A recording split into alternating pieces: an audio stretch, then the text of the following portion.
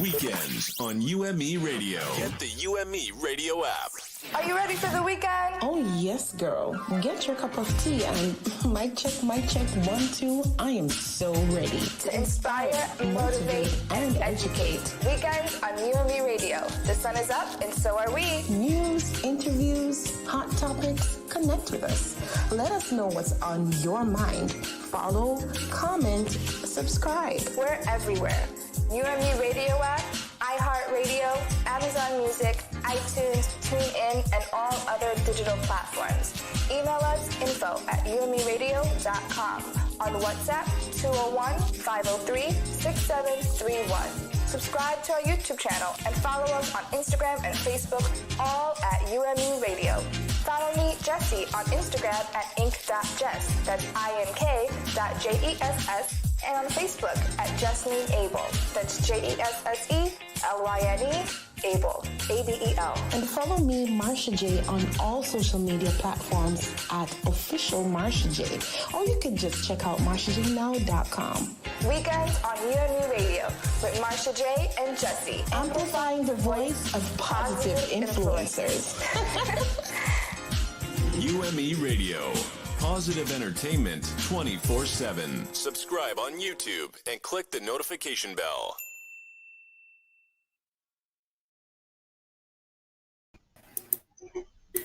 Good morning. Morning. Hey, Marsha. It's the weekend. It's the weekend. Week.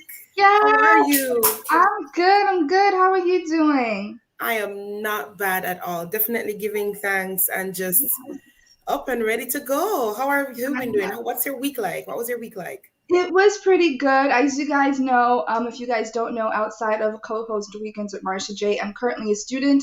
So every day I'm in clinic seeing a whole bunch of patients. Had a couple interesting patients this week. Wow. One of them personally had a disorder or syndrome that we talked about but haven't went into depth with it in lecture and everything. So I saw the patient, I was telling the doctor, I think this might be it, and I was right. So it felt good to be right that I got it. Big deal. Yes. But I thought that was pretty good. I'm so happy for you, Jessie. My week pretty much was interesting. We have been at UME Radio, we've been recruiting some additional hands, and just interacting with young minds and having them around is definitely something exciting, and looking forward to meeting them. And definitely, we may have them featured here one of the Saturdays, things like that. So I'm looking forward to. That was what my week was like primarily. Wow. Right. So we've been just pulling things together to make sure that all is well and gets even better. I can only imagine. I can't wait to meet them too, because it is really refreshing to get a good, a whole bunch of group together and young people, like you said, and then, even help us grow even further. I'm excited to meet them. Yes. There's a word in Chinese that I learned from my former boss. He is Chinese. He always uses the word kaizen, which means constant improvement. So that's what we're about. Super excited. That's the word of the day, guys. Maybe we should start that. Kaizen. Mm-hmm.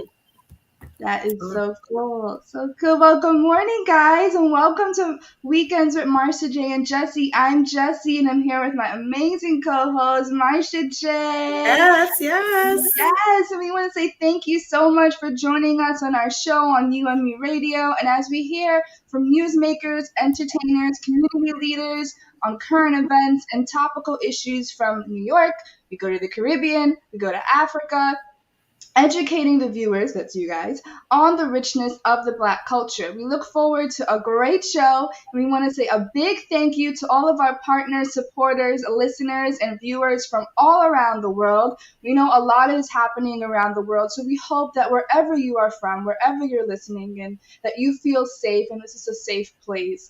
And if you need answers or advice to any questions to help you grow, feel free to leave it in the comment section down below, or email us at info@umeradio.com. It is our hope that this family program will become a resource for you to be inspired, motivated, and educated.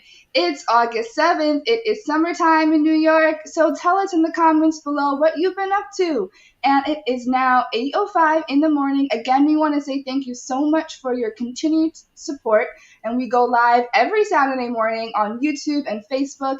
And if you miss it, you could tune in on UME Radio to catch the repeat right on our YouTube channel. It's always there. And please let us know where you guys are tuning in from in the comment section down below as you guys come in.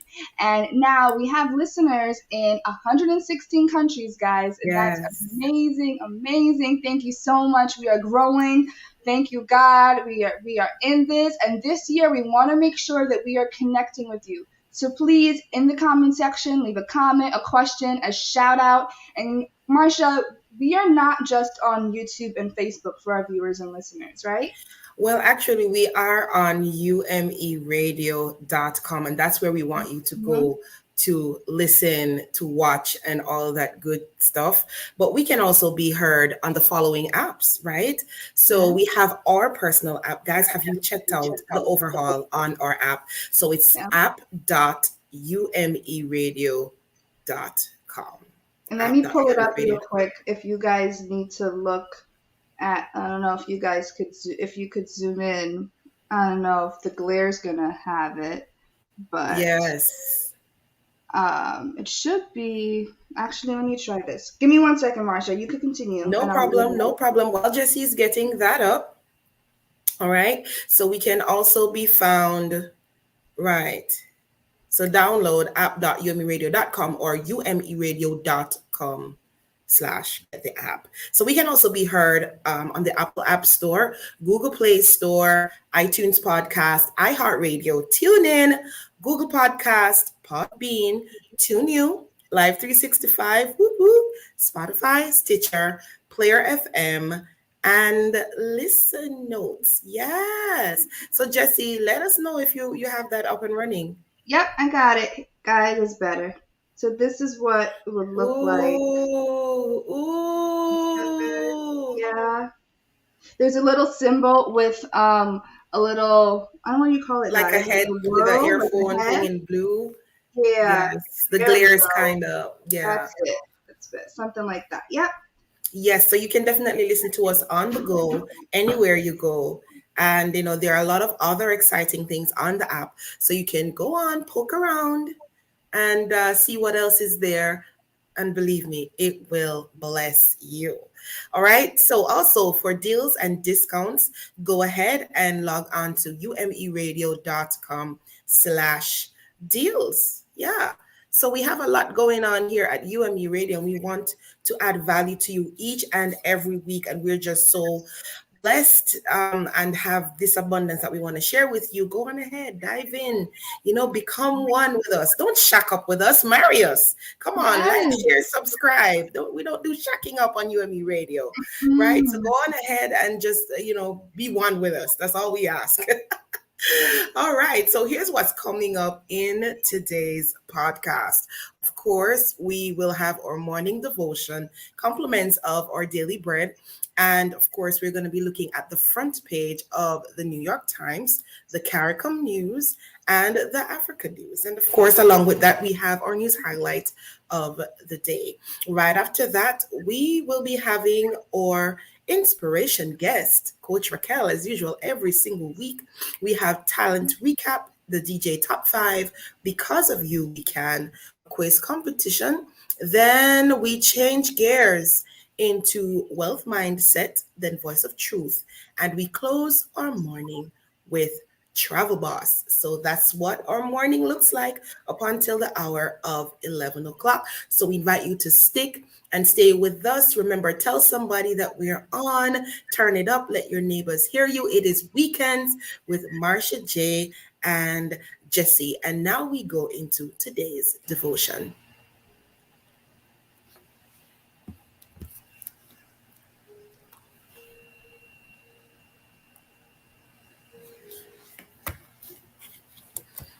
And our devotion is coming to us compliments of our daily bread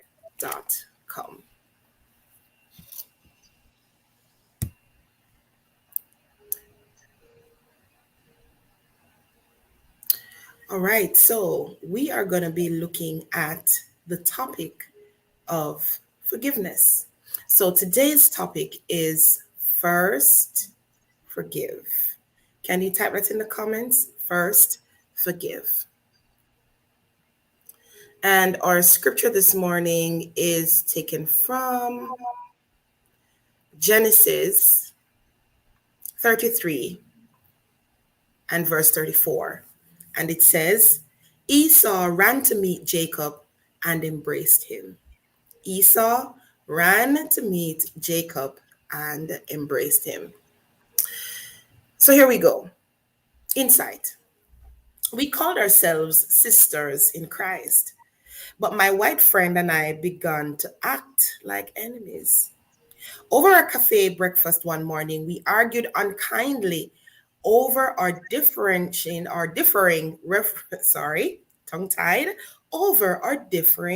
racial views. Then we parted, with me vowing not to see her again. 1 year later, however, we were hired by the same ministry, working in the same department, unable to reconnect. Awkwardly at first, we talked over conflicts. Then, over time, God helped us to apologize to each other and to heal and to give the ministry our best.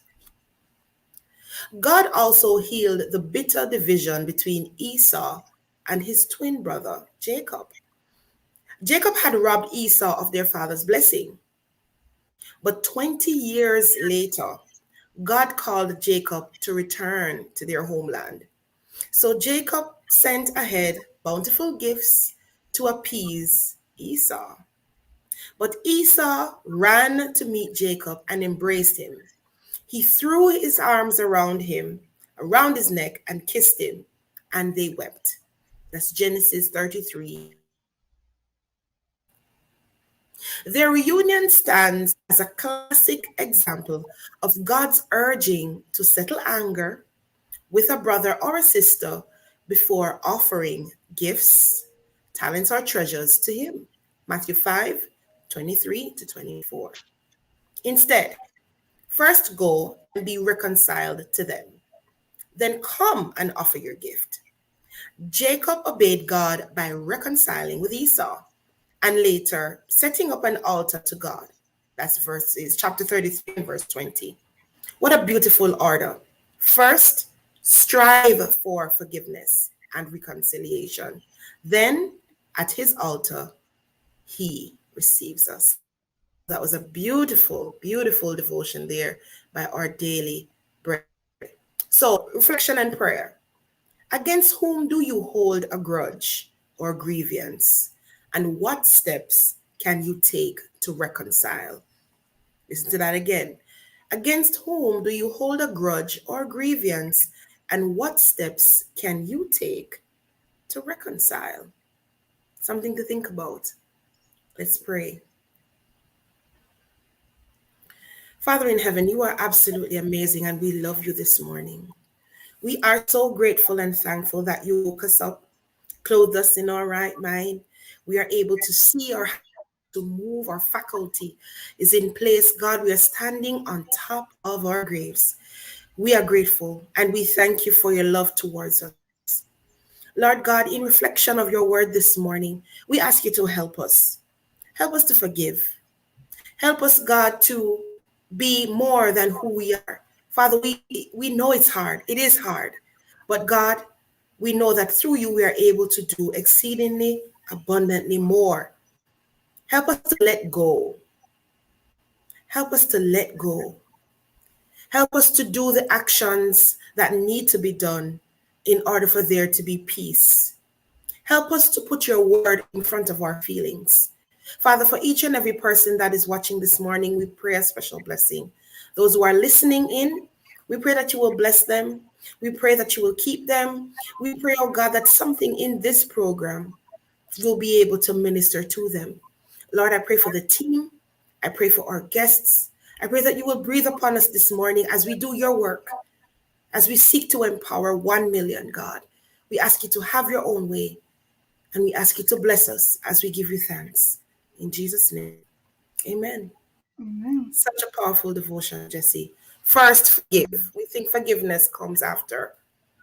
Let us know in the comments, guys, how easy or hard it is for you to forgive, right? Because normally if the person offends us, we feel like they're the ones that are supposed to say, I am sorry first.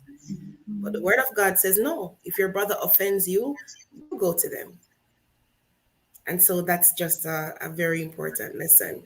And it's not for the other person, right, Jesse? It's not for the other person. Forgiveness is for us. Yep. And you receive so much relief when you do forgive. And we have some comments coming in saying, "Win masterclass." I love that. Morning, Keith. Morning, Keith. How are you? Hi, Keith. Good morning. He says, "Good morning, my favorite weekend team." Whoop, whoop. And we love you too. Let's talk relationships. Yep, saying forgiveness is key to flourishing your relationships. True. Yeah. True. I know what it is like to be on both sides of the coin, to be needing forgiveness, and where I have had to forgive someone. Yeah, same. Yeah. And it's hard both ways. Both ways you also have to like humble yourself. True. Which is true. Really intense. Yeah. All right. So with that being said, Jesse, let's know what's going on in the news. All right, guys.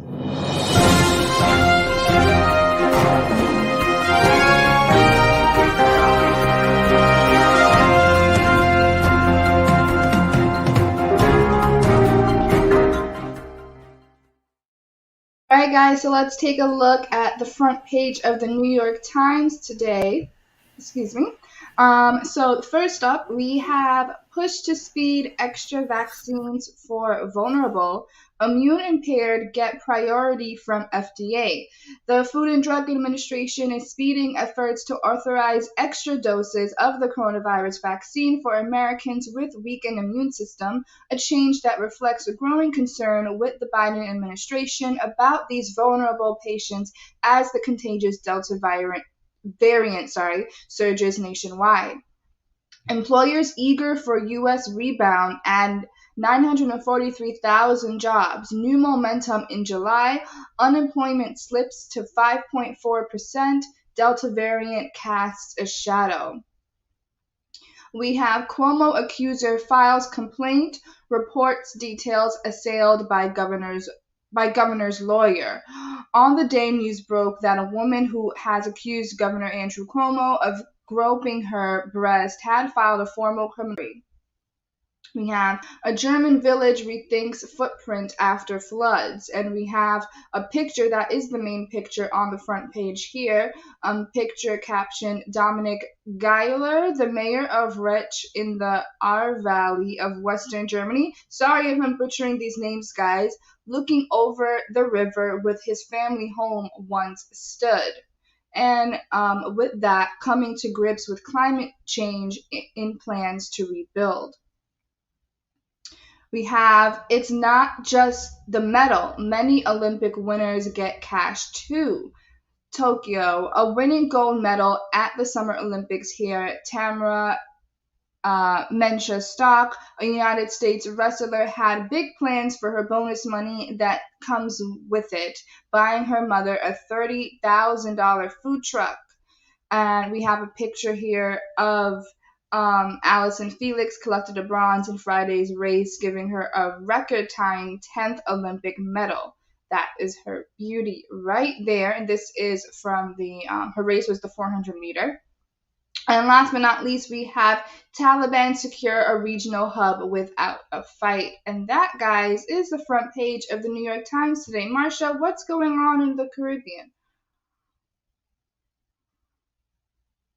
Oh, girl, you're mute. You're mute. You're mute. You're mute. Marsha's still mute. Guys, hey, Apostle. Morning, Apostle. Yeah, She said, good good morning. morning. Good morning, Apostle. I was just about to say that. Guys, if you see me looking up this morning, I'm using multiple monitors. But yes, wanting to acknowledge those in the comments. Apostle, good morning and thank you. Yes, she's saying that we're looking very colorful this morning. Blessings unto you. I see Keith. Keith, good Mhm. morning. Thank you for the shout out. Remember, guys, tell us where it is you're watching us from. And now we turn our attention to the CARICOM news, and this is with compliments of today.caricom.org. So these are the stories making the front page of the CARICOM news. Attack on Prime Minister Gonzalez, an affront to our democratic principles. CARICOM Secretary General. Scrolling down, we have CARFA supports breastfeeding as a long-term strategy for more productive and healthier children. Launch of Speak Up Art competition on climate change. No place for violence, personal physical assaults in CARICOM democracies. CARICOM congratulates Jamaica on 59 years of independence. World Health Organization, yes, calls for moratorium on COVID-19 booster jabs. World Bank Group mobilizes over 29 billion to support Latin America and Caribbean region. New testing on this, I think this is referring to C19, new testing requirements in the Bahamas. Data collection imperative to rebound from pandemic plan future. We have UN chief welcomes historic IMF liquidity boosts for governments. And those are pretty much the stories making the news in CARICOM for today and this week. And now we turn our attention to Africa. And we want to say thank you so much to africanews.com for our information this morning. Justin, Tigray fighters seize town hosting UNESCO World Heritage Site. Nigerian authorities warn increased gang terror activities. More tremors continue to shake Goma months after volcanic eruption. We have refugee doctors recruited to fight the pandemic in the UK. Tanzanian president appoints Ali Marbre as new health minister. South Africa's jailed ex-president Zuma is in hospital. Tanzania opposition leader Mabwe appears in court on terrorism charges. Burkina Faso, European court suspends extradition of Francois Compaore. Over in Madagascar, 2 Frenchmen remanded in prison over failed assassination of president. Stories on stones, the hidden rock engravings of Aborma in Djibouti. In Sudan, death sentences for 6 paramilitaries for the killing of protesters in 2019. Over in Yola, recording artist minimalizing her blackness. Recording artist on minimalizing her blackness.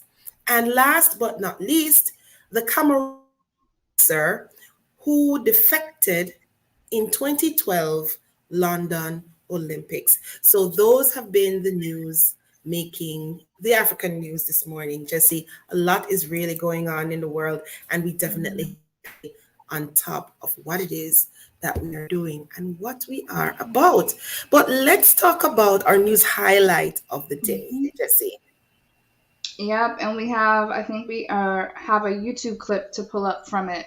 But our highlight for today is Andrew Cuomo and the harassment, the lawyers slammed with, the sexual harassment allegations. Yes. And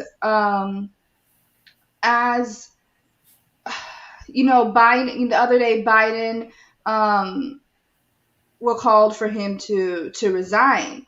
Yes. And I'm thinking that I'm thinking that he only has a couple more months, within his term, but that's not true. His term actually ends in 2023, if I'm around that time. So I completely agree. I think that he should resign. And personally, not personally, but trying to look at it, we had a couple of episodes ago when this was kind of being rumored about and really starting to make its head front, that we talked about his brother. Yes. And the family dynamic, and now this is really coming out, and we have on the screen here from NBC News. Sorry, I'm gonna try to make it a little bit bigger. If we could scroll up to the headline real quick. 10 of the biggest findings from the Cuomo sexual harassment probe. And as we scroll down here, it says investigators said that they found Cuomo's denials to lack credibility and to be inconsistent with the weight of the evidence. The governor again denied the allegations after the report was released. And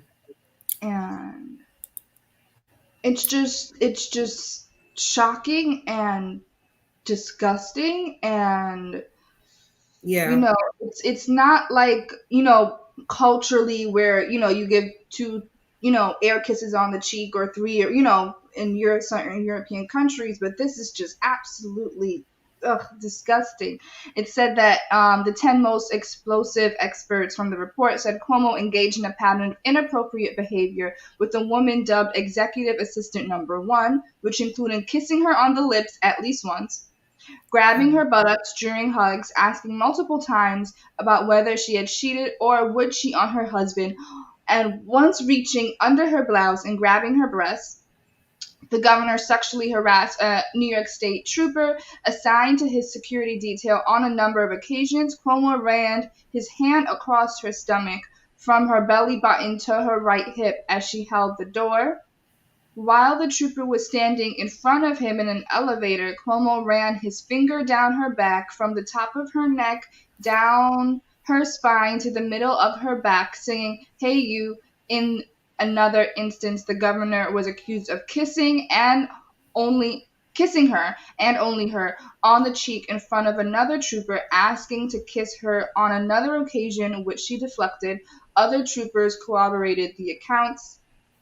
In a series of conversations in 2020 with an aide, Charlotte Bennett, the governor made inappropriate comments, telling Miss Bennett, in talking about potential girlfriends for him, that he would be willing to date someone who was as young as 22 years old. He knew Miss Bennett was 25 at the time. Another time, after she told him she was considering getting a tattoo for her birthday, he said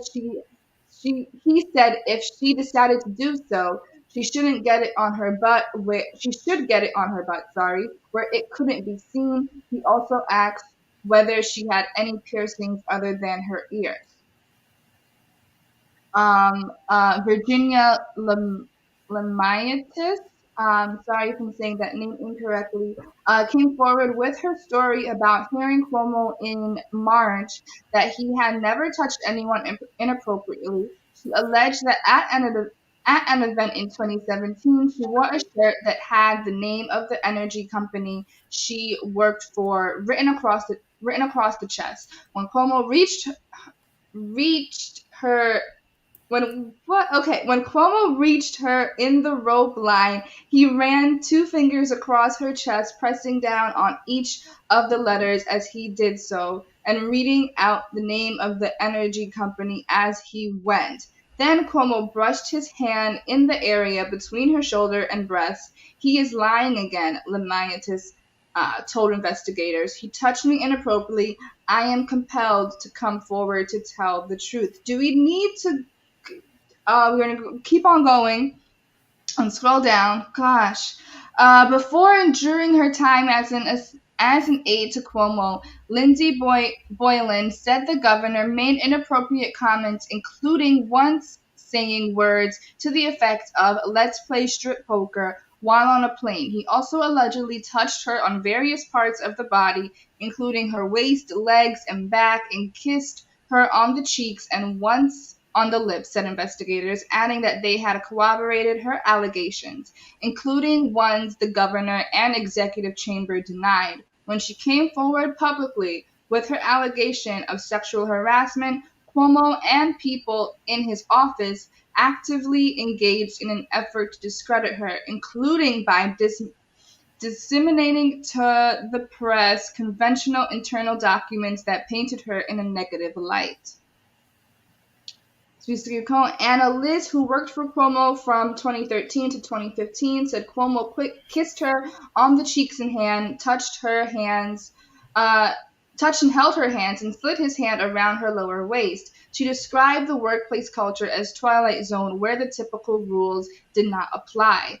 The governor's brother, CNN anger Chris Cuomo, and Liz Smith, who was the top communications aide on Pete Buttigieg, I can never say his name, Buttigieg's presidential campaign, were among those advising him on how to respond to the allegations.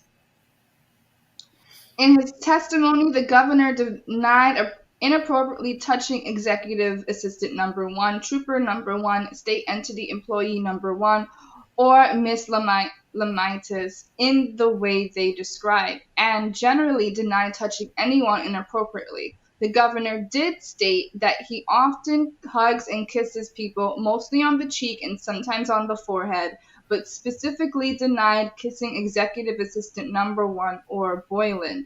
Investigators said that regarding Cuomo's conversations with Bennett, the governor testified that he had threaded lightly because with a victim of, I don't know if we could say this on air and YouTube, but victim of SA, and she was clearly fragile and in a delicate place. He was very careful in his conversations with her.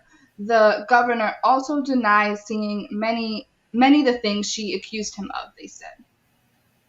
And I think last but not least, however, the report said where the governor made specific denials of conduct, the compliance recalled clearly, we found his denials to lack credibility and to be inconsistent with the weight of the evidence obtained during our investigation. We also found the governor's denials and explanations around specific allegations to be contrived. Women who came forward described Cuomo's conduct as deeply humiliating and uncomfortable, and described the work environment as extremely toxic. Whew. Can I just say, Jessie, to the men in government, can we just learn to keep our hands to ourselves, acknowledge social distance and personal space? Yep. That's not the comment of the station, guys. This is my personal point of view. Yes. I am just so tired of hearing all of these stories. I don't even want to just say to men in government, just to men, period. To men, period. To parents who have sons and are raising boys, honestly, that makes sense, Jesse. But to parents who have sons, teach them the right way. Can we acknowledge that? There's a saying that goes, to whom much is given, much is required. And so they know that persons are going to be poking around. Because how long has Governor Cuomo been in politics? Like forever. So he knows that, whatever he does can, and obviously in this case, is being used against him. Right. And in court, it's just going to be their word against his. But when you have an 11-to-1 ratio, and you have state troopers, and you have executive assistants, and you have multiple state troopers who witnessed. Come on, you're telling, and the fact that I want to catch him on that. If we could pull up the article real quick one more time, and if we scroll up a little bit, it was to the point where he basically said that he denied it. And then said he denied it for X, Y, and Z, for, executive number 1, and went down the list. And then he said he specifically denied it for executive 1. And yes, thank you, Thank you. Specifically denied kissing executive number one in Boylan. But see, the previous statement in its testimony said you denied it, period, for all of these people. So how that you just kind of contradicted yourself? How do you specifically deny it for two people, but So he then outed deny himself. I just wanted to put that out there. Man, you know what? Social and professional ethics is a real thing. And that's a course that used to be in school. I'm not sure if it's still there, but especially for those who are going to be public servants, it has to be on top of the list. The list. Self-control is also a big deal. I don't quite remember at the moment. He is married or not. But at the same time, I'm not saying, men, and I'm not even going to go there. But social and professional ethics, guys. Let's practice that. At least that. Social distancing, acknowledgement of personal space, and then we are good. And if he realizes that, listen, kiss on the cheek or the forehead is getting him bad rap, then just don't. Just don't do it. Just don't do it. I mean, for his own sake, for his own sake, not even about his appetite, but for his own sake. It is time the society learn that women are more than tokens. Thank you very much. Thank you. I completely agree. And so, for us women, and sometimes too, we're not quite sure, and maybe we need to talk about that when these stories come up, when somebody, good touch, bad touch, man, like you greet someone, long is too long to be holding on to my hand, to be holding on to me, to be swiping your hand like an ATM card down my body. Like, you know what I'm saying? Yeah. That and you could, that's a whole conversation. I mean, you could get into that and catcalling and how much, it's a whole conversation. Yep. I totally agree. And we women, we need to stand up for ourselves immediately. If you are uncomfortable about any gesture at all, say so on spot immediately. In Jamaica, we would say you need to loud it up. Yeah, and I want to say that for whether you're dating someone or not, or your own husband. If your husband you were not in a certain mood, or he would just tell him, no. Exactly. And don't wait for someone and then someone. Say something. But I understand why sometimes persons may wait. They may not feel the courage to do so, especially if the person is a prominent person in power. So I get that too. But man, it has got to stop. Women are not tokens. Somebody type that in the comments. Women are not tokens. I feel it. I feel it. These allegations keep coming. They're coming and they keep coming. And we just hope that, next time we can either not have that incident at all or catch it really early. Yeah. Really, really early. All right. And with that being said, I feel like I need some inspiration. Yes, please. And we have our inspirational guest. She comes on every single week. We love her. And, it is Coach Racquel with her 21 Behavior Change series. And guys, let me just introduce her. Give her props before she comes on.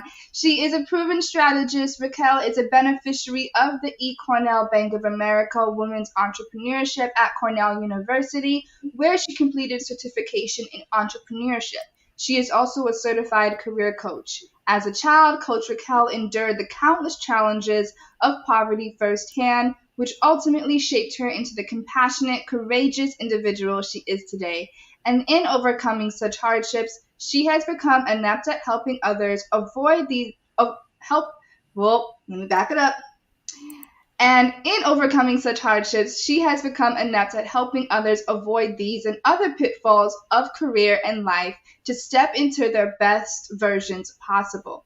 Above all, with over 15 years of leadership experience, she's a true advocate of positive change in the 21st century, helping individuals and companies achieve their goals. Good morning, Coach.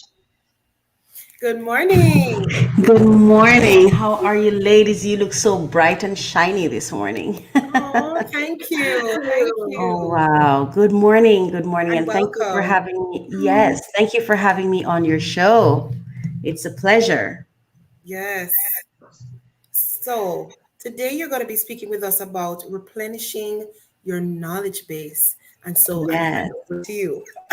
Yes. If it's okay, I'd love to just make a comment on the story you just shared. Is that Oh, okay? yes. Mm-hmm. Okay. So it's really, I was watching, there's several shows that I've seen where I've been going through, and just there's this show called, I think it's Cathedral of the Sea or something like that. And in it, they were really depicting back in the day how women were treated, and how they were just abused and used, and men would just have their way. A woman had to be protected in those times, like, and there are other shows where it's almost as though, well, even in if you Pride and Prejudice is one of my favorite movies. And even in that movie, when you look at it, the woman, she had all girls, and women couldn't inherit at that time. And so the mother was so concerned, because she's like, I've got to get these girls married, all right, so they don't become maids. Women have always seemed to for a long time over the years just to be treated so poorly, right? And it begs the question, why would we treat the only the only person who can replenish the earth? Is it an attack on the earth? Where is it coming from? Like what is it? This is who bring about newborns, right? And the world cannot go on without women. They're the ones that carry the burden of the child. They're the ones that carry, not I'm saying that children are burdens, but it comes with a burden, the pain of it. Yes. 9 months of carrying this thing, right? And yet they've been treated so poorly, and they continue to be treated so poorly.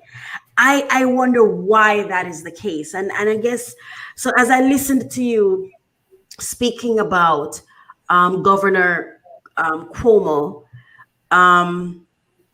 it's just very sad, because as you hear these news stories over and over again about these men, these older men who have just ravished women, in my opinion. Frightening, man. It is. And it just continues. The abuse just continues. And I feel like they just keep getting off the hook. It's like it happens, we speak about it, and it continues to happen. And these are just the ones that have been reported. Yes. It's, thank you, ladies, for covering that story and sharing it with us, because those 10 things that you highlighted were, it really gives some insight into the issue and what's been happening. And he's just been denying it. But this is why I think I'm just looking at how women have been treated. It makes the topic that I'm speaking about today so important, I believe. Replenishing your knowledge base. In my opinion, and based on my experience, learning to unlearn in order to unlock wisdom is the first step to freedom. Learning to unlearn in order to unlock wisdom is the first step, I believe, to freedom, right? We owe it to ourselves to unlearn and to learn new things, right? The Bible says, there's a Bible verse that says, and it is, I think it's Corinthians.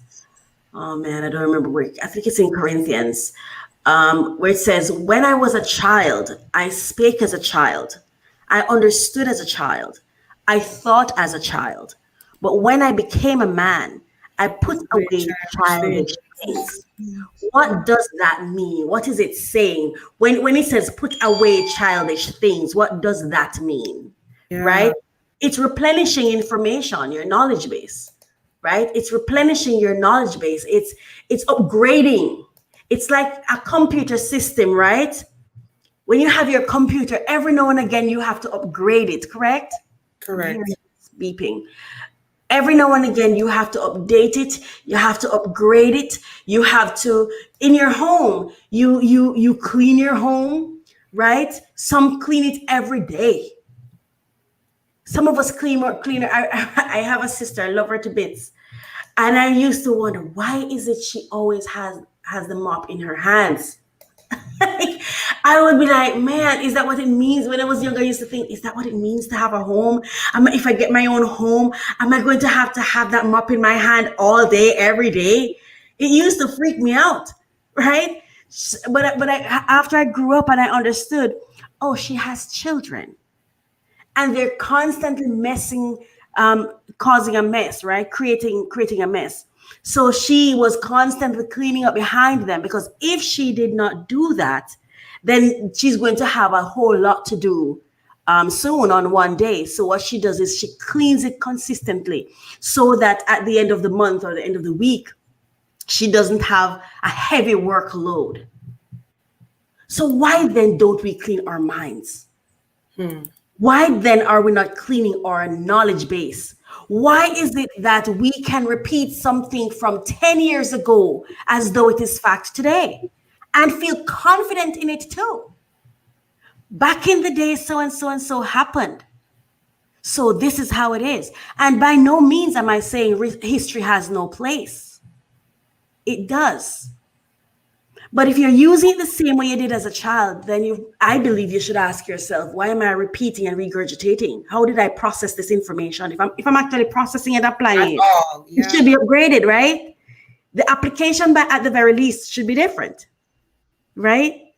So it is important for us to replenish our knowledge base.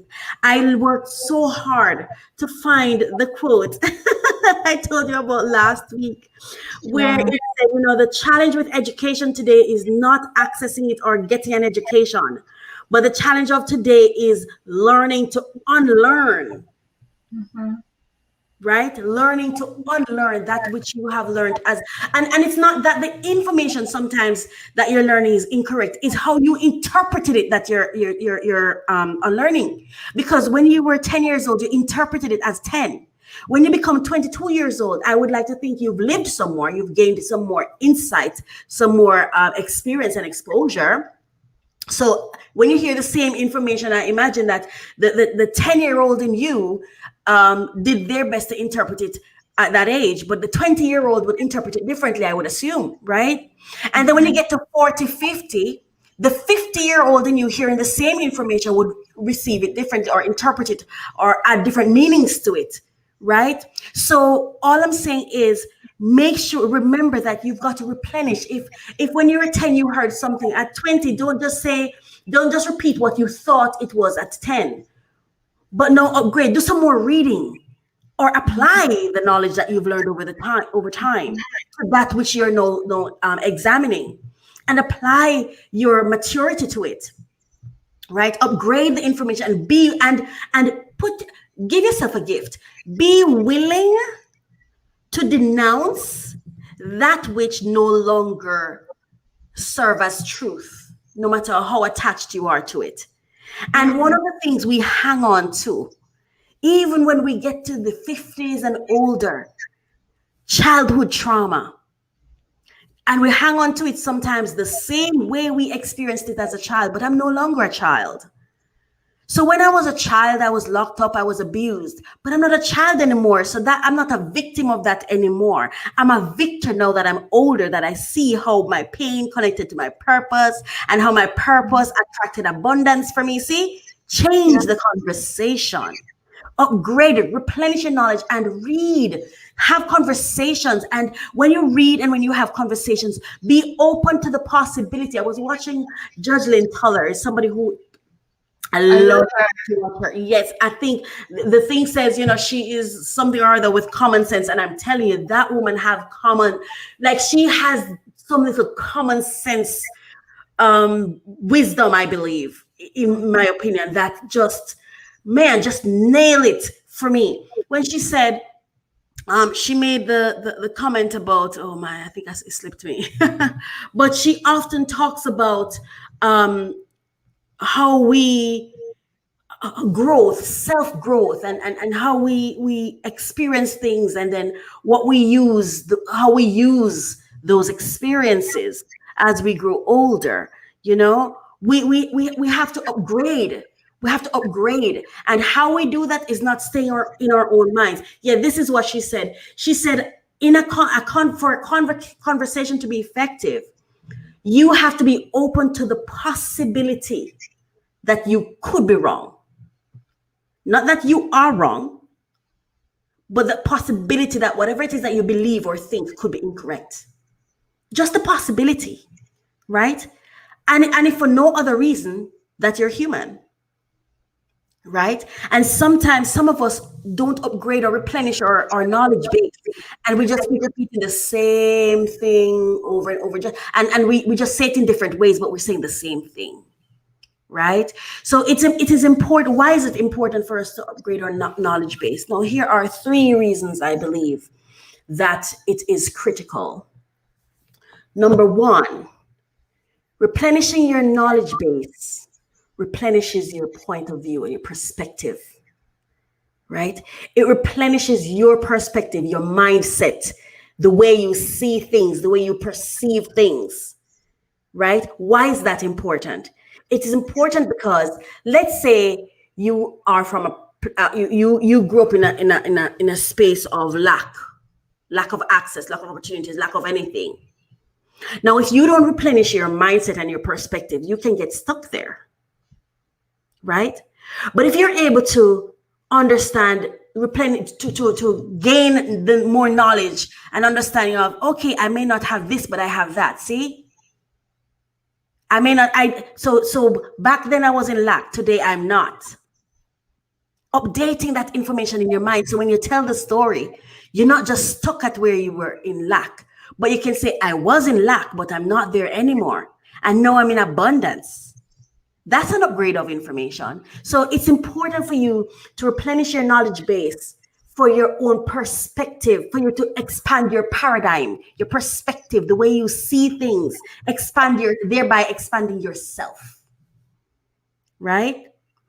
Number 2, the reason it's important for you to replenish your knowledge base, right, is the more we learn, the more things change. The more we learn, the more things change.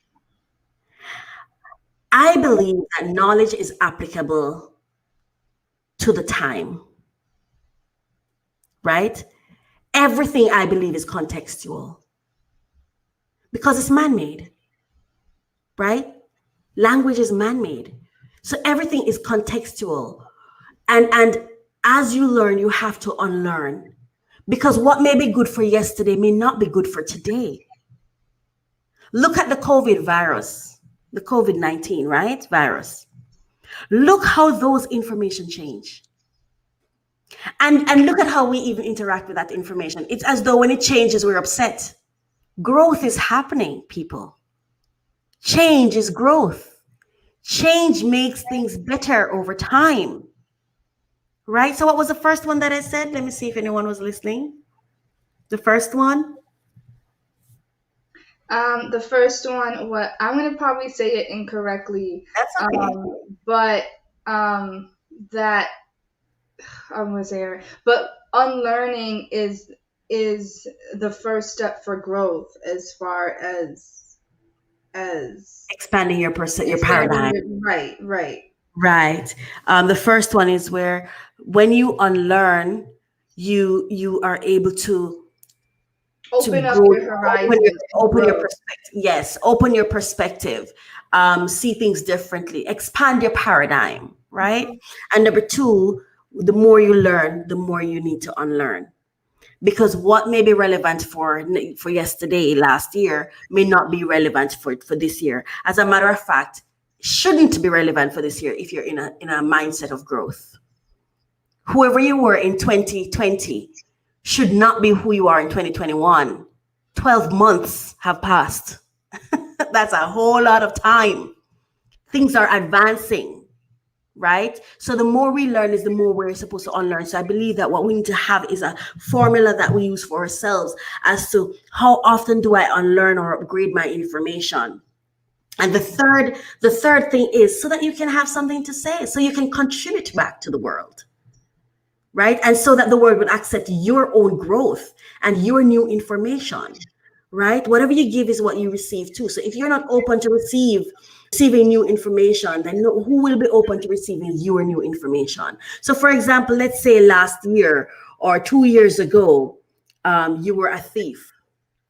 Yes, but 2 years later, you went to jail, then you went into therapy, then you went and had a family. And this year, you're about your family, you're not a thief anymore. Wouldn't you want people to upgrade their information on you? Isn't that important? Or do you want them to just keep saying you're a thief? If we stay stuck in old information, then the world will never advance. So it is critical for us to, as important as we take education, we must take unlearning. Even that said information, the education that we received, we have to be open to the fact that we sometimes have to unlearn that which we were taught to learn the upgraded version. That's why when they have books, they have revised version 1, revised version 2, right? They have the different upgraded versions. Gloria Steinem said, the first problem for all of us, men and women, is not to learn, but to unlearn. And I think sometimes what happens is for individuals who are schooled, who go through the formal school system, I think sometimes we get stuck in that knowledge base, get stuck there. I actually think for someone who's not in the formal education system, who actually learns from the environment, who actually learns from what is happening and the ongoing things that are happening, I think that person who's the ongoing learner in the informal system, someone who's consistently learning, is better off than someone who went through a system and because of that got stuck there and think, oh, I learned this, so this must be it. Right? But upgrades are happening every day, and your mind should not be treated any less than your computer systems, the way you have to de-virus it, you have to defragment it, you have to clean it. Oh my goodness, you have things where you have to block things from coming in. You have to, constantly empty the trash. You know what I mean? Yeah. But yet with our own minds, sometimes we just carry on with the things that we've learned and not necessarily take the time to read a book, travel somewhere, meet some new people who challenge your thoughts. God forbid for some of us, should someone challenge our thoughts. We're not open to that at all. I know this and I know this. So this isn't right, I believe. Whatever you knew yesterday, the possibility of that changing today is so strong that chances are whatever that existed yesterday perhaps don't even exist today. I think we get so stuck in the Monday, Tuesday with the labels that we give the days that we forget that it's a new day. Because we call today Monday or Friday or Saturday, because we call it Saturday doesn't make it so. It's actually a new day. But systems have been put in place in order for order, right? So we have to understand that I implore you to take the time to defragment the mind, like cleanse it, right? Detox your mind, empty the knowledge you have sometimes, throw away some of it and get some new, because you're learning new things every day. Apply some of that, right? But whatever you do, replenish your knowledge base. You've got to. And here are some ways that you can actually replenish your knowledge base. Read more. Just pick up a book. Read a chapter a day. Engage in conversations. This is why we have shows like this, to engage in conversation about topics. So we're learning new things that are happening and learning how to deal with it and understanding new topics and new issues, just new knowledge circulating, right? So you can listen to the news. And because I say listen to the news, it doesn't necessarily mean one particular news, but just different things to learn what new things are happening. Stay up to, and you know what is very key to read journals. Don't just read magazines, read journals, journals. Look at what data is being presented. Pew Research is a good place to start. Just read research reports and see what's just to know what's happening, right? Read inspirational books, motivational books, right? And don't just read the Bible. And I think some people get stuck at the Bible. Yeah. Stuck at the Bible, right? And don't upgrade even the concepts therein in the Bible. The concepts within, we just say, oh, this is what happened, that's what happened. Everything is contextual, including the Bible.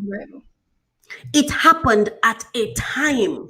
It's contextual. It doesn't mean that the message isn't potent, but you are the one who now needs to apply the message. Yeah. Exactly. Right? So you should be applying it. It should become applicable based on context, today's context.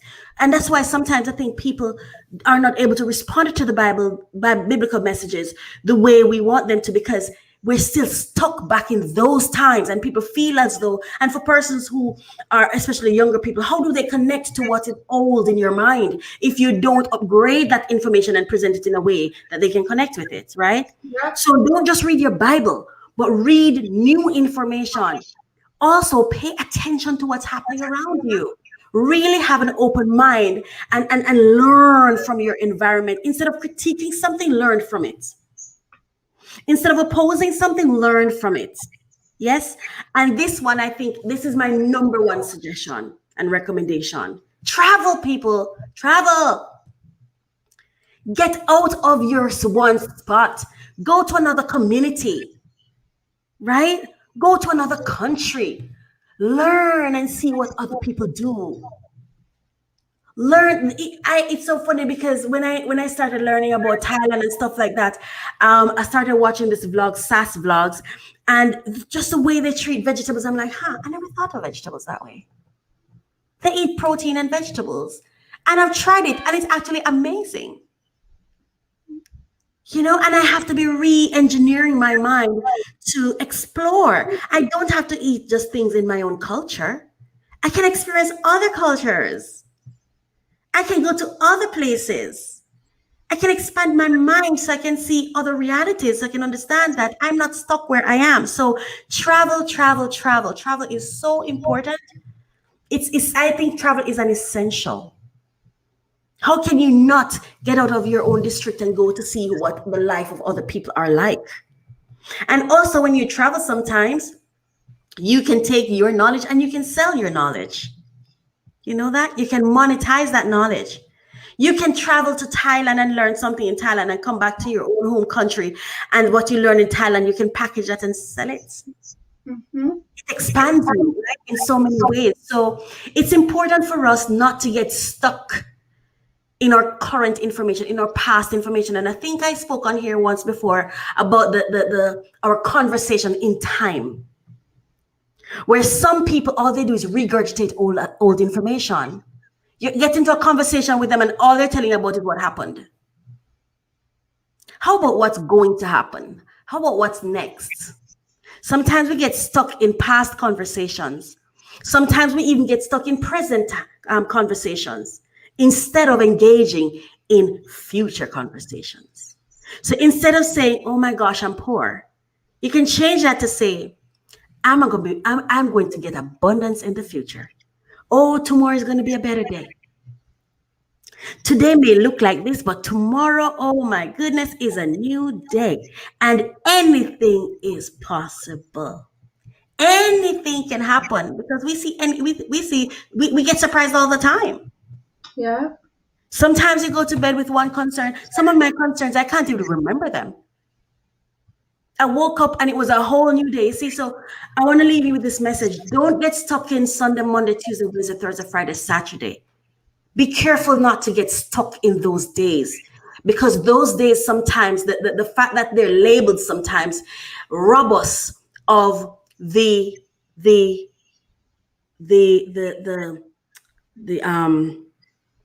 wonders of the unknown. the greatness of the unknown, because we've already decided tomorrow is Sunday.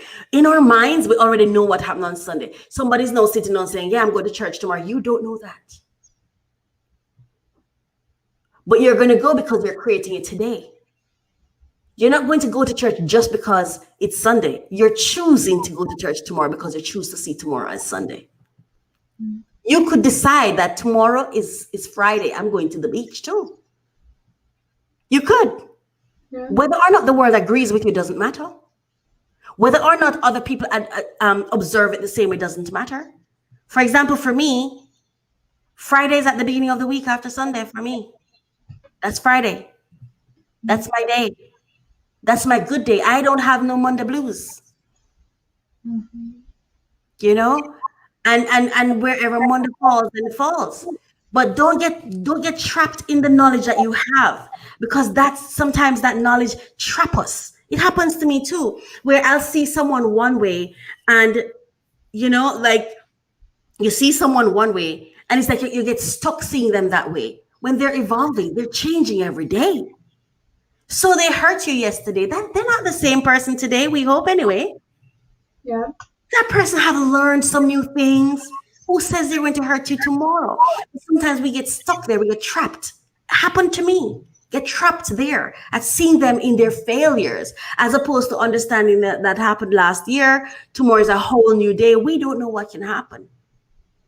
And we never know what can happen. But we keep speaking your life into being. So all I'm saying is be careful, or be conscious, be mindful about how you repeat your circumstances based on an inability to unlearn. Replenishing your knowledge base should be a critical thing for you to do on a daily, minutely basis. Like every minute, every day, you have to upgrade your mindset. So you have to keep replenishing your knowledge base so that you can grow, so that your paradigm can expand, so that you can unlearn as you learn, and so that you don't get trapped in your life. Thank you for having me on the show. Are there any questions for me? No, thank you so much, Coach.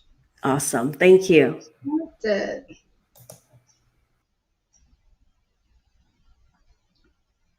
All right, Marsha, what you thought? I completely agree with Coach. I loved it. Marsha, looks like her screen may be a little bit frozen, guys. So up next, we are,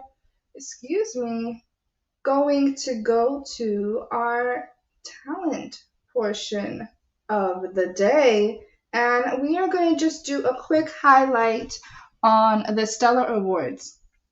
So our talent recap is where we review and interview people and activities in the creative arena. And on August 1st, it was aired, the Stellar Awards were aired, and the Stellar Award is an award presented by SAGMA to recognize achievements in the gospel music industry. The annual presentation ceremony features performances by prominent gospel artists and the presentation of those awards that have a popular interest. And what I love about it is that it not only highlights the grades, but also highlights the newcomers, the artists that you probably never heard of, or are on the radio a lot.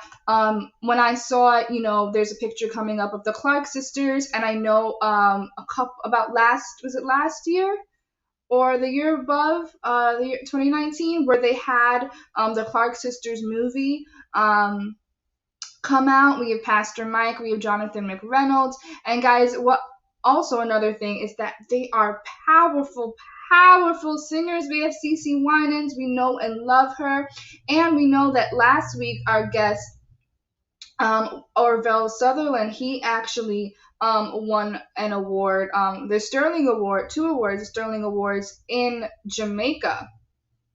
and he was an awardee.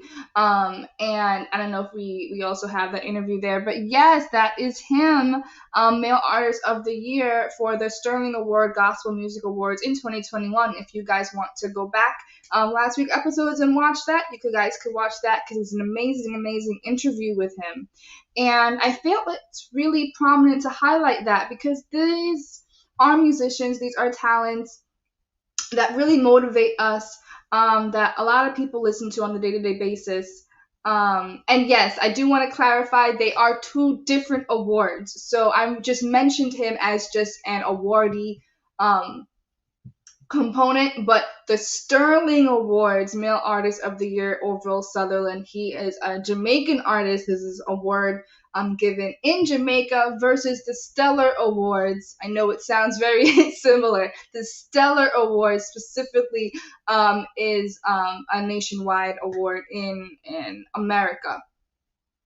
But yeah, guys, and if we could click on the Stellar Academy on their website right there, I would love to play some videos if we can't, guys, because these, you know these singers. You want to hear CeCe Winans and Pastor Mike. Come on. But if we go to we can start with some information with them.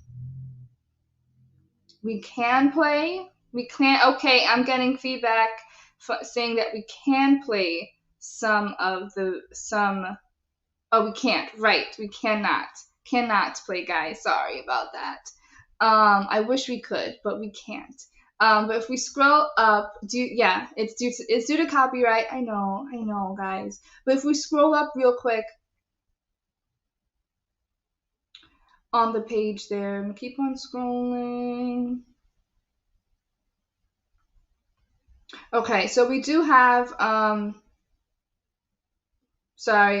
technical, it's kind of going all over the place, but you could download a free copy of the Stellar Awards brochure and packet that they have, and they also have the Stellar Academy, which I wanted to highlight.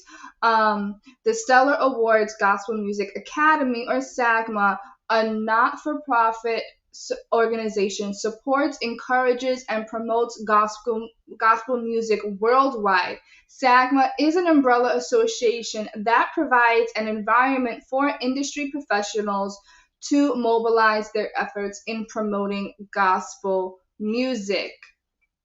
And if we could click there for more information real quick. Oh, it's beautiful.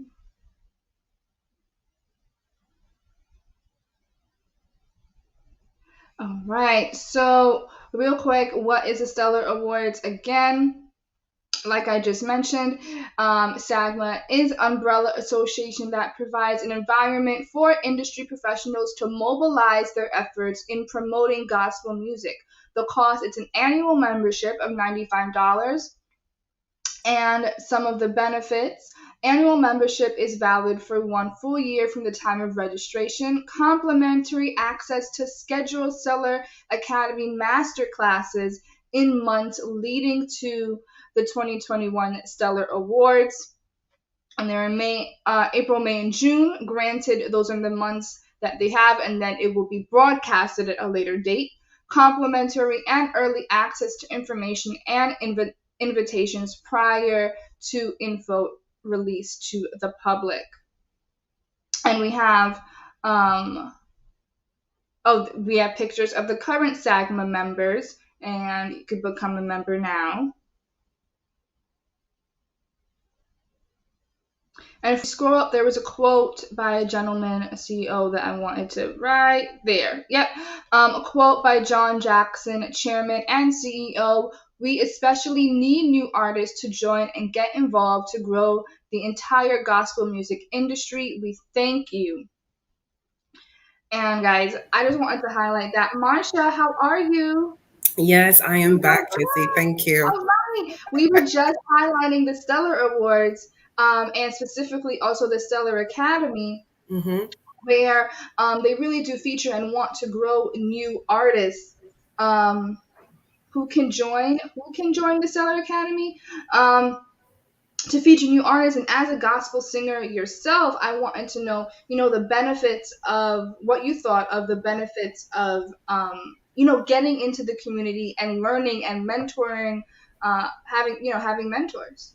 Definitely, and not just, and first let me acknowledge the forerunners of the Stellar Awards. I think it was a brilliant idea. Have this, and more popularly for that was he did a lot in the arena in terms of showcasing new artists and actually educating them. But where any network is concerned in terms of gospel music, networking, like I mentioned before, is a big deal, and also the education, because I've always said that there is the ministry, the industry, and the artistry of what it is that we do as art.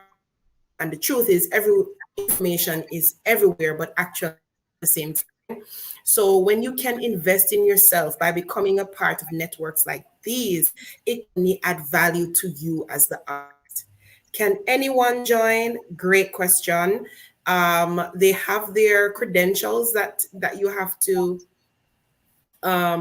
have in order to become a part of their academy. And of course, my recommendation personally, aside from their recommendation, is don't enter these circles unless you are serious about your talent, serious about what it is that you do, because when you get in, then it becomes so fast, like a lot of things happen, and things like that. But the great thing too is that the showcase talent is amazing, and you get global coverage because the Stellar Awards are a really big deal. To be nominated for a category and to be selected is something that's absolutely powerful and can do a lot for your reputation and your resume as a person who is an artist or music minister, as some may call it. So I really do love whenever it's the Stellars.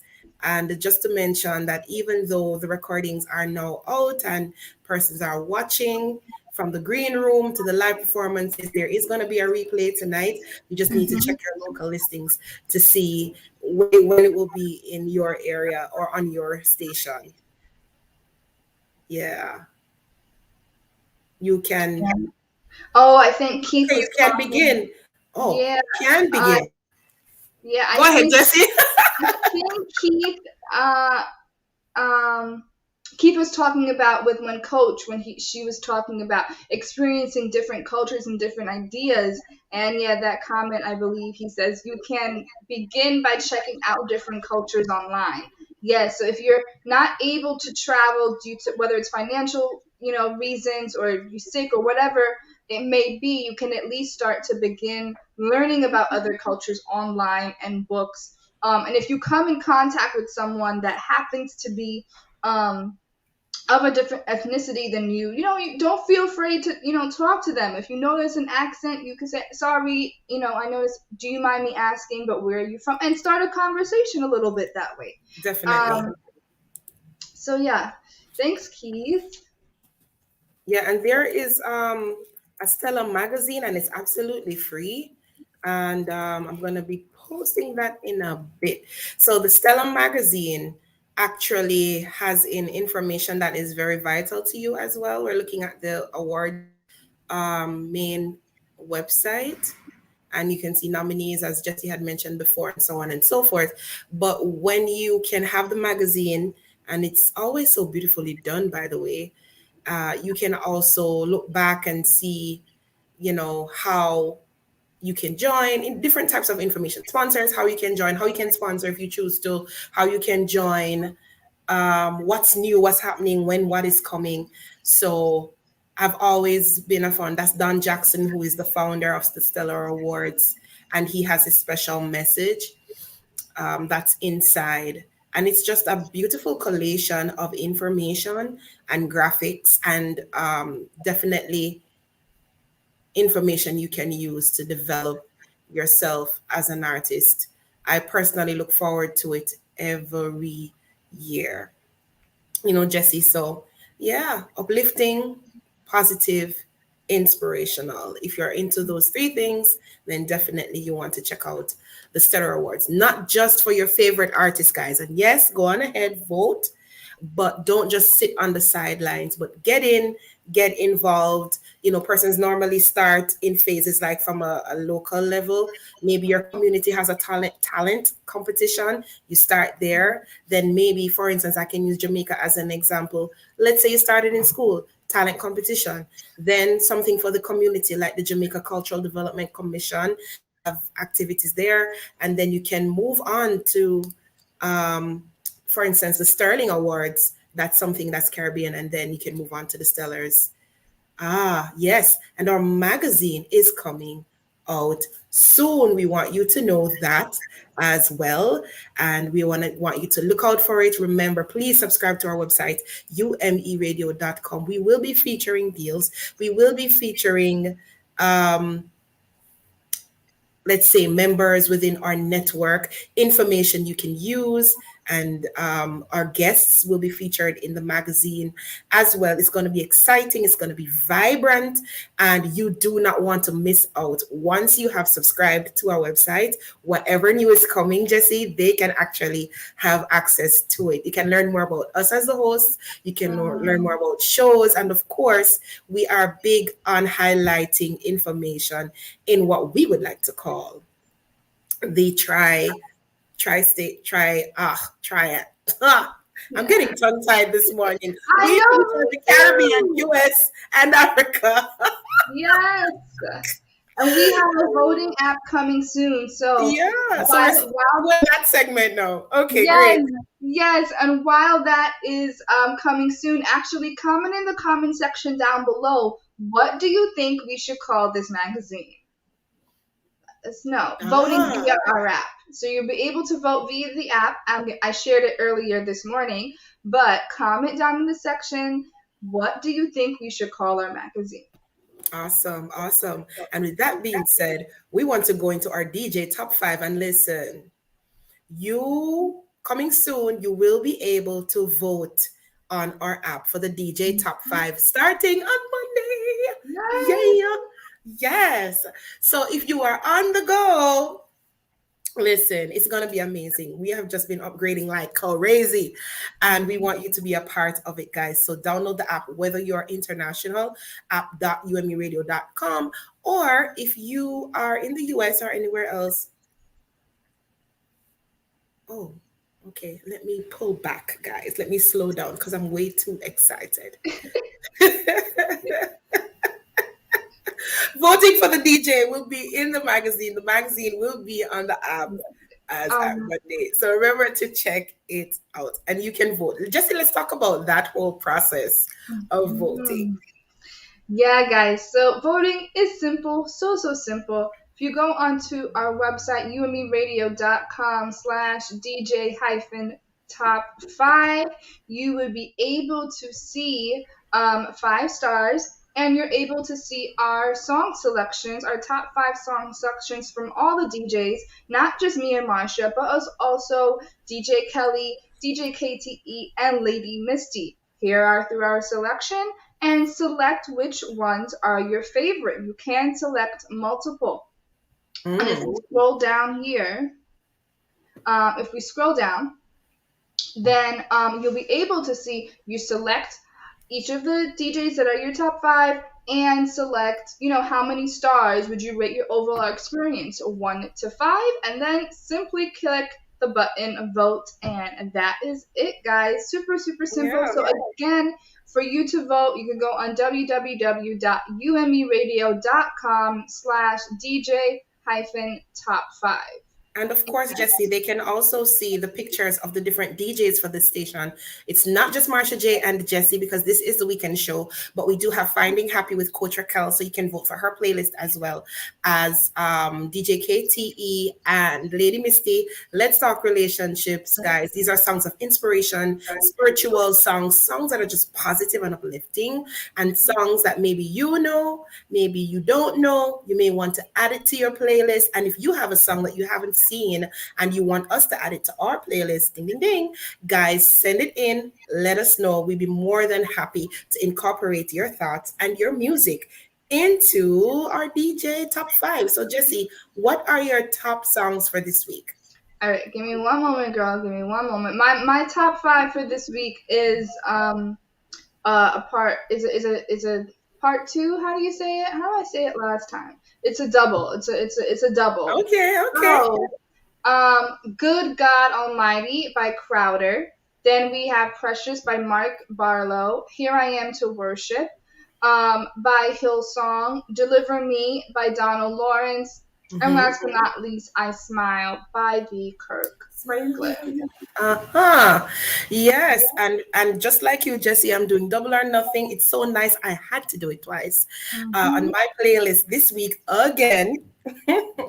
Wide as the Sky by Isabel Davis. Number 2, Holy Spirit, You Are Welcome by Mutabir. And Amplified Praise. 3, I Will Exalt You by Darrell Walls. And 4, Bow Down and Worship by Benjamin Dubé out of Africa.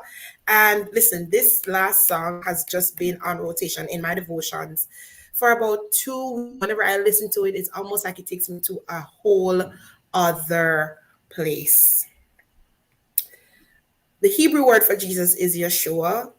And so the song Yeshua by Jesus Image has just been, shout out to you guys, because you guys just know how to do the worship in such a way that it takes us absolutely in. And, thank you for that experience. Thank you for that experience, guys. And so this is our DJ Top 5 for this week. Yes. And so we invite you to vote umeradio.com/DJ-top 5. Any last words on that, Jesse? Vote for DJ Jesse. I'm just saying. You got to vote. What? Are you serious? Or Marsha. Who you're going to vote for.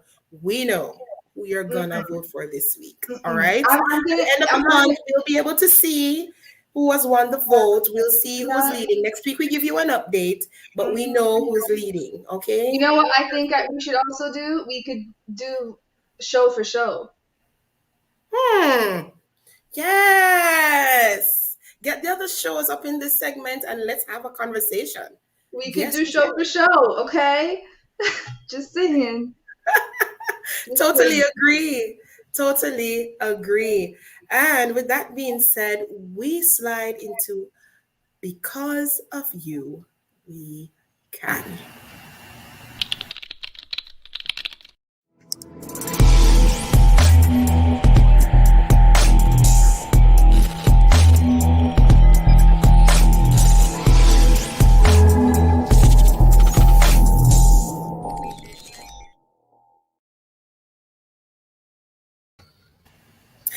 All right. So today, good morning. Dr. Perspective himself is in the building. Distinguished Godfrey McAllister. Listen, sir, I absolutely love your energy already. Thank you for being Thank you very much. Stop laughing, man. Sure. I'm not a comedian, Sure. It's such a pleasure having you here with us this morning, Dr. McAllister. How are you? I'm doing well, thank you. On top of the world, looking down on creation and feeling awesome. Oh, wow. I love it. Jesse, don't you? I love it. I can't get enough already. Oh, my goodness. So we are here this morning to have a conversation about Toastmasters, but a bit about Dr. McAllister before we begin. Dr. Godfrey McAllister is a record-making, record-holding, distinguished Toastmaster.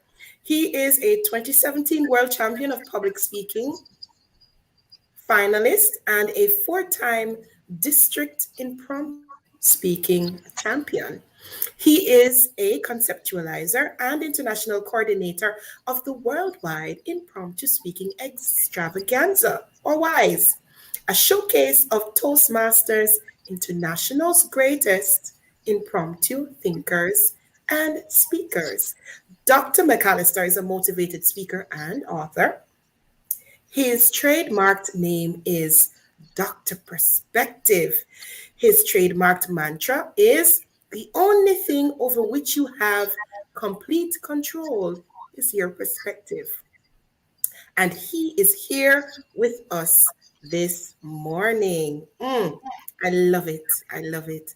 Thank you so much for being here, sir. So we want to open the floor this morning by asking you to just give us, tell us about Toastmasters. Okay. Let me tell you what Toastmasters is not, okay? Okay. Toastmasters is not a kitchen appliance brand. Well, it might be, but not the one I belong to. Good. Neither do we, well, I guess we do toast. Yes, we go to weddings and other things and toast. You don't toast at funerals, right? Do you? No. You toast at weddings. Yeah, that's right. So we go to weddings and we toast and we give impromptu speeches and we talk and we chat and so on. But more importantly, Toastmasters is an organization that, first of all, is about 97 years old. So we've been about the place a long time, right? We've been about the place a long time. 97 years old, birth in California. Now we exist in about 144 countries around the world. Yes. And basically, we encourage persons to hone their communication and leadership skills. Our mantra now is, and I say now because it was modified in the last 10 years, I think, our mantra is now where leaders are made. It used to be honing your your communication and leadership skills. Now they've figured out that you cannot be a leader if you cannot communicate. Yeah, man. You can communicate and not be a leader, but you can't be a leader and not communicate. And you know that communication is a very interesting term. Some people feel that the minute you open your mouth, you start to communicate. Some people feel that the minute you do something with your hand or your body, you start to communicate. But when we say communicate, technically speaking, what we really mean is effectively communicating so that you understand what I intend you to understand. And by your actions or attitude, you indicate that you understand what I intended you to understand. Now, how often does that happen? Very rarely. That's why you have something called misunderstanding. So we help people to lose their fear of publicly communicating because we're not afraid to talk on cell phone. You know what I mean? And we're not afraid to chat and gossip on the telephone and in the chat and all them things there. But when it comes to public speaking, wow. When we get before the microphone, all of a sudden we feel that the microphone will come and bite us. No, that is a fear. It's a phobia, and we help people to overcome that fear. We also help people to think on their feet. All right, I'm not standing, I'm sitting. So we also help people to think on their seat, okay? Right, so whether on your feet or on your seat, we help you to think before you speak. Yes, and can I explain all of that in 50 minutes? No, I can't do it. You have to join Toastmasters to even begin to understand. But that's what we do. And we have about what? Almost 17,000 clubs all over the world. Yeah, man. In some countries that you probably will not even think that we are in. Yes, we're not partial. We're not partial. So we are in just about every country in the world, certainly most of the countries in the world. And guess what? We are in New York. And we are in the tri-state, of course, you know, Connecticut and New Jersey. And wherever you live right now, I guarantee you, if you go to toastmasters.org, that is toastmasters.org, and look for the sign of look for the little thing at the top that says find a club. I guarantee you, you will find a club near you. Awesome. Thank you so much for that, Dr. McAllister. I'm seeing here, well, you have your membership actually exceeds 364,000, which is telling us that whatever Toastmasters does, it works. It works. Now, may I ask you to give us your top 3, because I know you have a lot of gems. Your top 3 tips for public speaking, just off the top of your head. Top 3 tips.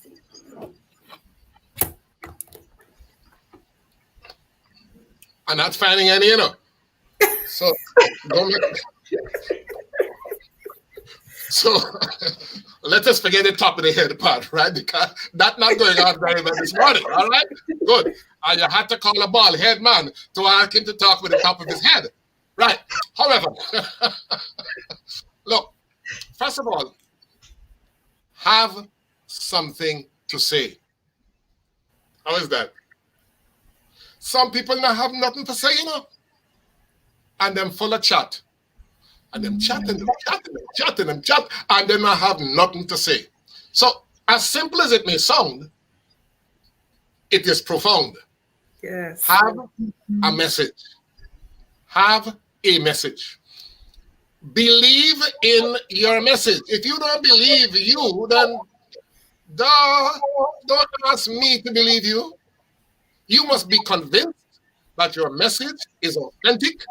You must be convinced that your delivery is articulate, and you must be convinced that it is accurate. So there's a lot of work that goes on before you get to the public speaking part. The next thing is this. If you are in let's say you are in a rum bar. What do you call it here now? Back from where I come from, they call it a rum bar. What do you call it? A liquor saloon? I don't know, whatever. But a place where they're serving high liquor and, everybody is doing this and they're topless dancers. I'm just speaking from what I read here, so don't bother with me now, It's just I read about these things. Good, right? Good. That may not be the best place to pull out your Bible and try to preach a sermon. People may not be ready to hear that. They may not be. It may not be the appropriate message for that particular place and time. So it's very important that you know that what you have to say that people want to hear, that people need to hear. Now, in most scenarios in public speaking, you are invited to speak, whether it's a formal occasion or you're at a wedding and somebody just says, hey, the person who was supposed to toast the groom got sick. But I know that you are a friend of the groom. Would you please come and tell us a little bit about the groom? It's always an invitation. But notice what the person said. We know that you are a friend of the groom. Therefore, would you please come and tell us something about the groom? Very seldom are you asked to speak out of your knowledge zone. So people want to hear what you have to say. Now, let us put it together now. If you have a message, you don't have to wait for an invitation to speak. You don't have to wait for a public opportunity. You have a message. You want to deliver that message. You are God's gift to the world. You are a treasure in earthen vessels. You have something to say that God has given you, that God has downloaded into your spirit. You are bubbling. You are waiting for an opportunity to get it out. That ought to be your attitude all the time. Now, when you have a message and somebody is in need of that message and they give you the honor, they pay you the tribute, oh my goodness, they flatter you by asking you to be the one to enlighten their darkness, to relieve the heavy load on their hearts. My God, thank you, Lord, for this opportunity. Tell me something now. Where did fear come in? Tell me now. Though the Bible says perfect love casts out fear. So if you love the people, you love the message you have, and you want to share it, there's no room for fear. So I don't know if that's a top 3 or a top 10 or a top 6, but that's my philosophy of being fearless in public speaking. Appreciate that. Thank you so much. I want to pause right here to remind you that you are watching Weekends with Marsha, Jay, and Jesse, and you are inside because of you, Toastmasters. We're here with Dr. Godfrey McAllister, distinguished Toastmaster. I want to go over to the comments, Jesse. Well, we have some comments happening. Share with us. We have Mim Masterclassing, such a delightful guest. We also have Let's Talk Relationships Facts. Listening to understand, not just to respond. Good morning, Dexter Pear. Good morning. Hi, Dexter. Hi, Dexter. We have Mim Masterclass actually is a question.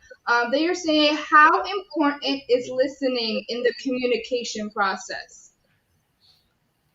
If you want to effectively communicate, essentially, you must not only know what you want to say, you also need to know what the other person wants to hear. But most importantly, perhaps, you need to know what the other person is hearing. So you want to say something, they want to hear what you have to say, but what are they hearing? The only way that you will figure that out is by listening. And some people say, well, God gave us 2 ears to listen, right? To listen with, right? Yes, that's true. But he gave us other things with which we can listen to. You never know that. Yeah, man. We can listen with our eyes. In my early days doing martial arts, one of the first things that I was taught is that when you bow, you notice where my eyes are? Yes. Yeah. It doesn't matter how low I bow, you never take your eyes off the opponent. Now, in public speaking, the audience is not the opponent, but the audience is the target. And you have to be listening to them with your ears, listening to them with your eyes to observe their body language, to observe whether they're restless or not. Are they smiling? Are they frowning? Are they going through their phones? And I know these days you go through your phones to do all sort of things, including good things. But whatever you think the distraction is likely to be, or you perceive it to be, you then need to adjust your style. Probably ask a question to one of the people that you just saw yawn. You probably need to ask them a question, etc., etc., etc. Yes, thank you so much for that. I let us know, how can we become a part of Toastmasters? How can we join? If you want to become a member of, or if you want to become a Toastmaster, the good thing is that we give you a chance. I love it, I love it, I love it, I love it. You ever been to market? I don't mean the supermarket. Well, even them. Supermarket in America allow you to try before you buy in some cases.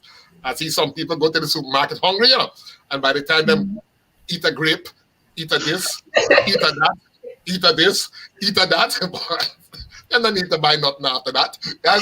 But normally speaking, when you go to the market, we call them in Jamaica the bend down market.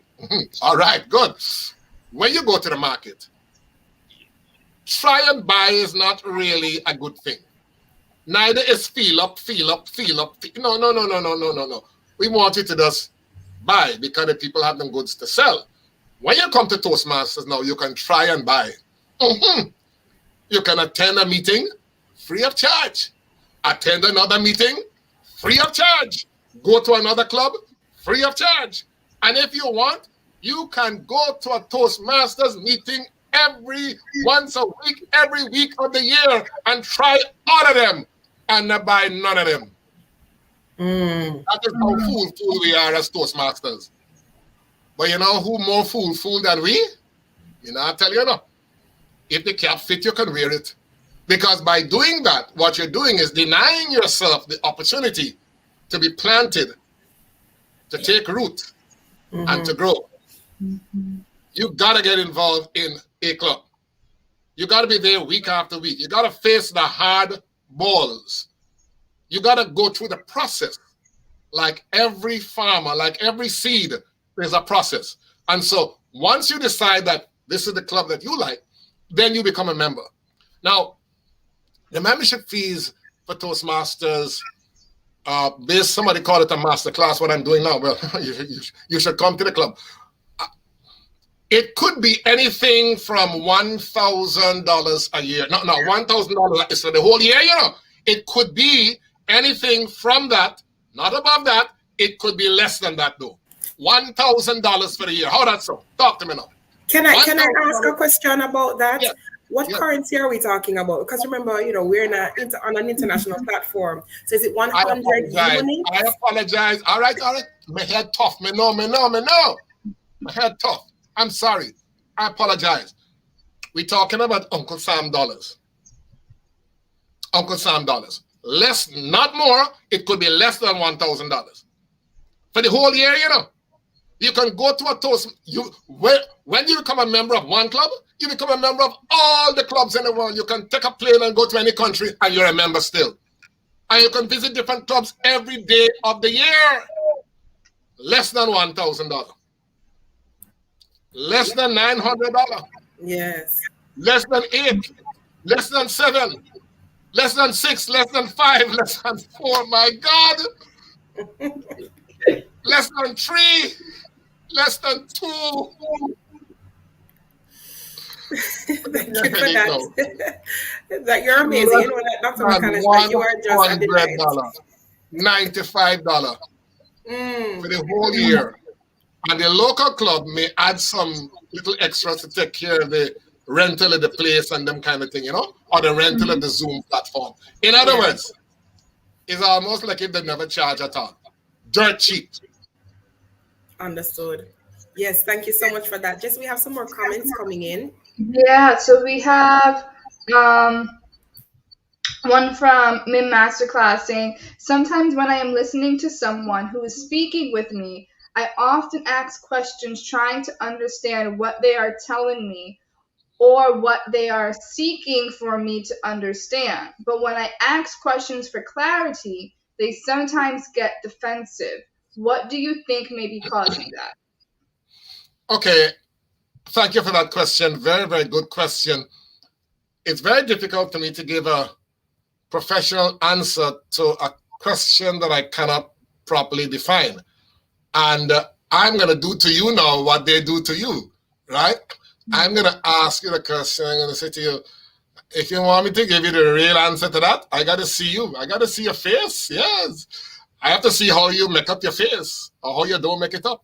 Remember, we communicate not only with our lips and our speech and so on. We also communicate with our attitude. So if you, for instance, smile, yes, that's why we must brush our teeth every morning, okay? Yes, it's a good thing to do. Brush your teeth every morning because you're going to have to smile as a part of the communication process. So if you smile and you drop your voice into a non-aggressive tone, the chances are people will be less defensive when you seek clarification. Or you can say to them, this is what I understand you to be saying, but sometimes I don't always get it right. We call that self-deprecation, where you put the joke on yourself. That's okay. That's all right. That's all right. So I'm to blame. You're speaking very well, but I don't always get it right. This is what I think I understand. Tell me if I'm right. And then you tell them what you understand. But your tone of voice and your manner is all important. How do you Jesse, can I interject before you ask the next question? Yeah. Were you going to the next question or you had a follow-up? No, I had a follow-up question to that. Okay, go ahead. And then, because we are out of time, but let's go. Okay, last question. What's the best way to deal with that for someone who tends to have an aggressive tone or defensive tone all the time, and you don't know how to navigate that and be like, hey, you don't need to get angry with me. You don't need to. I just simply asked a question and they're just like immediately on defense or angry and there's no communication there. Okay. Can you understand why my coaching or teaching sessions don't last for 50 minutes? I know. I know. Because it's almost impossible for me to give you a professional, and by professional I mean accurate, authentic answer to that question. Because I have a question again before I can answer that question. who are we talking about? Are we talking about somebody who is disposable, or are we talking about a spouse? Okay, let's say someone who is a personal, you can't dispose of them, whether it's like a child or a spouse, or so you can't throw them away. You are stuck. So here's what I would say in a small nutshell. Life is all about negotiation, communication. When you are trying to sell something, when you're trying to get your idea across, it's all about negotiation. Some people are very sensitive to the other person, quote unquote, winning the argument as they perceive it. Good. So what you need to do sometimes is, if you have an important point to make, let's say that important point is valued at 100 units. You must be prepared to concede a minor point that is valued to you 20 units. It's give and take. If you're always the one with the answer, especially if you're a woman and it's a man you're dealing with, and I don't mean, I mean a real man, okay? Yeah. You deal with a real man, and you are the woman, and you're always right. That can't work, you know? And that is not how God make it to work, you know? Make Adam first, then Eve. So Adam might not be bright, he might not be smart, but him is Adam. He needs to be right at least occasionally. So I'm sorry about that. So if you want to get across your point, and he is resentful, you might need to concede a few minor points to him so as to boost his ego. Oh my God. Yes, his ego. We all have it. And men have it more. And if you want to communicate with him, and he's all those things that you are suggesting he is, or whoever the person is all those things that you suggest, then perhaps you need to give a little in order to get much. Yeah. Give a little to get much. All right, so I'm just going to go back to the comments really quick. Mim Masterclass says, thank you. Context is important. Eastern Marriott, good morning. Thank you so much for joining us this morning. Keith Merritt says, speak Lord.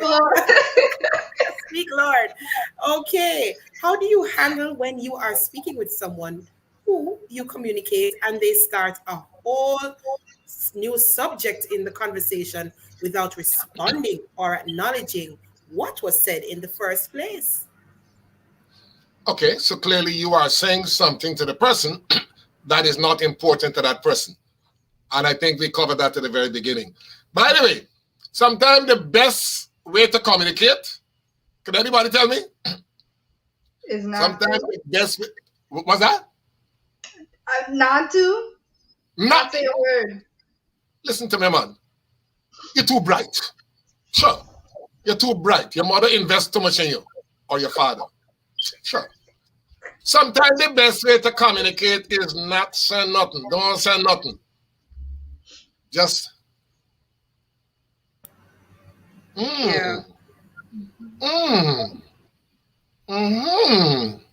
other words, if the person is not interested in what you are saying, then why are you wasting your time? Remember we said have a message, but the message must have an audience, a receptive audience, a willing audience. And somebody once said, when the student is ready, what? The teacher will show up. So if you are in the role of the teacher in that moment, you have a message, you want to give it, you think the person wants to hear it, but the person changes the subject. Come on, don't brook stick in your ears. That is a clear sign. Them don't want to listen to what you have to say. So you have to now decide how to move on or move out, whatever. Powerful. And we have more. How do I seek understanding in a conversation without asking questions? So we come back to listening. Listening is very important. And again, look, because I charge a lot of money for my services, you see. I am not going to sell myself short on this short program, you know. And all of those profound questions that you want short answers to, yeah. I'm not going to jump in a lake, you know. All right. How do you get information without asking questions? That's essentially what I hear. Now, listening is important. If you listen long enough, hard enough, yeah, we can listen hard, yeah, you will get an idea as to what the person is trying to tell you. But I'm one of those people who believe that questions are our best defenses. Questions are our best weapons. And so I will never teach a class that even suggests that there is something that can replace a question. Miss Jessie, Yeah. you ever create any somebody? Sorry. Have you ever created anybody? Created? No. Right. No. And Miss, I'm sorry. My other star lady there. Marsha. Marsha. Marsha. Misha. Okay, yeah. You can tell that I'm a first timer, right? Okay, good. Mm-hmm. Have you ever created anybody? If I have ever Created. No. Yeah. You never created anybody. Well, I know somebody who has created a whole heap of somebody named God. Yes. And one of the people that can create is the baby. Remember? Some of us just born, bloop, grow up big. But most of us come as baby. Right. Do you know what God put into every baby? And those of you who are mothers or fathers will say, yeah, he nailed it now. You know what God put into every baby? We don't hear it in the early days and probably the first year, but by the time them reach 2, tell me what God put into every baby. Tell me. The question, why? Babble. Why? Why? And I know some parents have been driven almost mad because every time they answer the question, the child says, why? So the earth is wrong. Why? I don't know why the earth is wrong. The earth is just wrong. No. He wants to know why. In other words, God has implanted in our DNA the desire to ask the question why, or to question things so that we can learn. So let us learn to question. Let us learn to frame our questions. Let us learn to do everything about the question. But in my opinion, as a communicator, trying to avoid the question is a formula for failure. So we got to do some lessons on how to ask the question. I gave a little hint already. Your body language is important. I can ask the question aggressively. I can ask the question defensively. Did I show you the aggressive part? Oh, what a go on? Who you think you are? All right, aggressively. Yes. I can smile and hang my head a little bit to the side and ask the same question non-aggressively, non-invasively. But we can't cover all of that in such a short time. The important thing is this: let us work on how to ask the question. Let us not even think of getting rid of the question. The question is your best friend, whether in aggressive dialogue or defensive dialogue.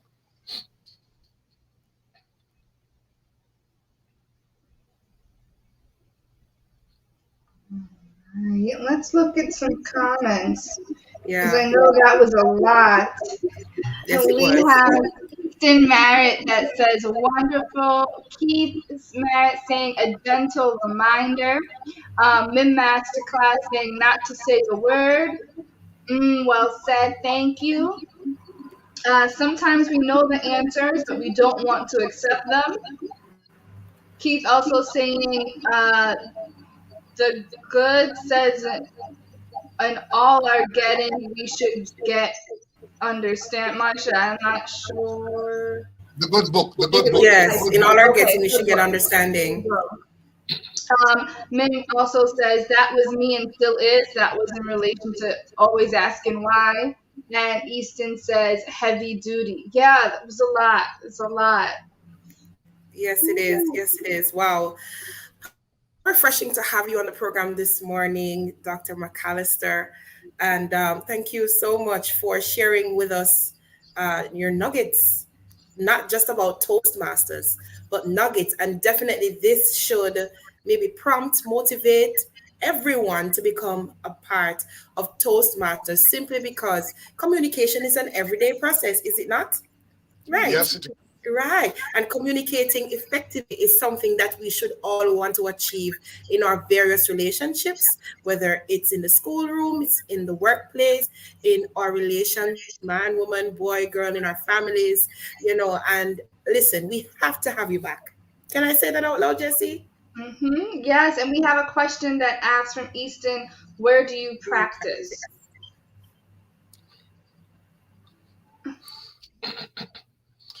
Thanks to COVID, we practice everywhere. Just give me a call and we'll set it up.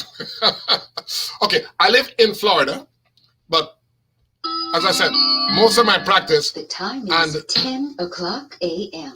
Well, that's my digital secretary. I forgot to tell her to shut her mouth. I apologize for that. But at least we know the time in Florida now, right?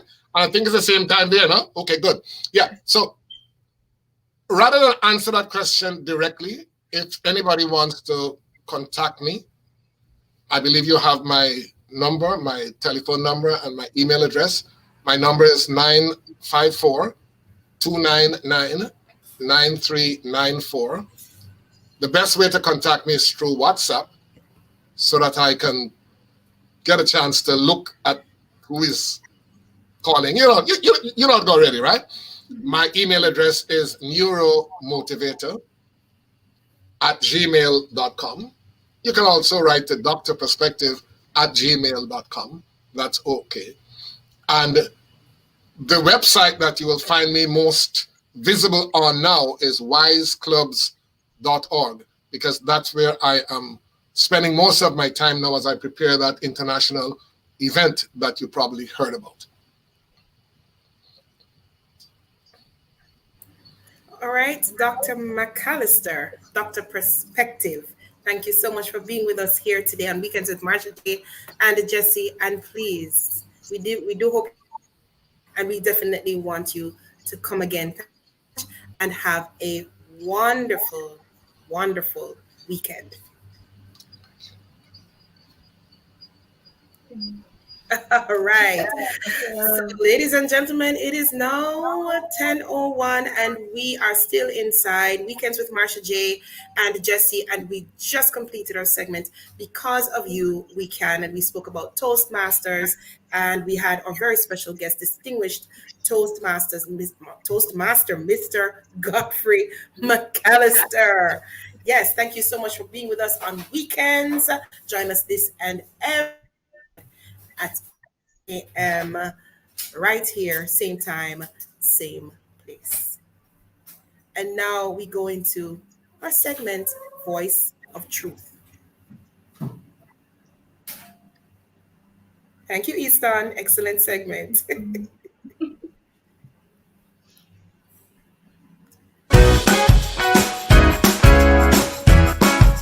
Welcome to Voice of Truth, where we take a look inside migration and immigration stories, community health issues, and stories of hope, based on the experiences of migrants who are people of color. We use other people's stories as a cautionary tale and point of reference to enhance the life outcomes of our migrants.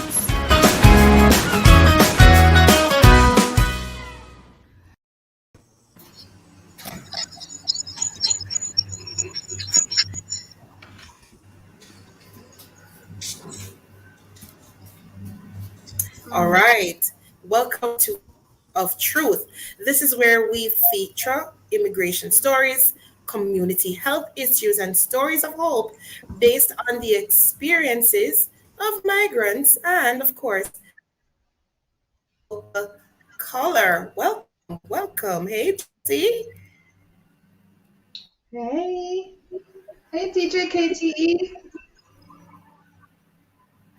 All right. So we have, well, inside Voice of Truth today, we are going to have our first look. And we are having a conversation about, are successful Black women targeted in mainstream media? Again, for those who are just joining us, are successful Black women targeted in mainstream media? All right, Jesse, would you mind introducing our guest today?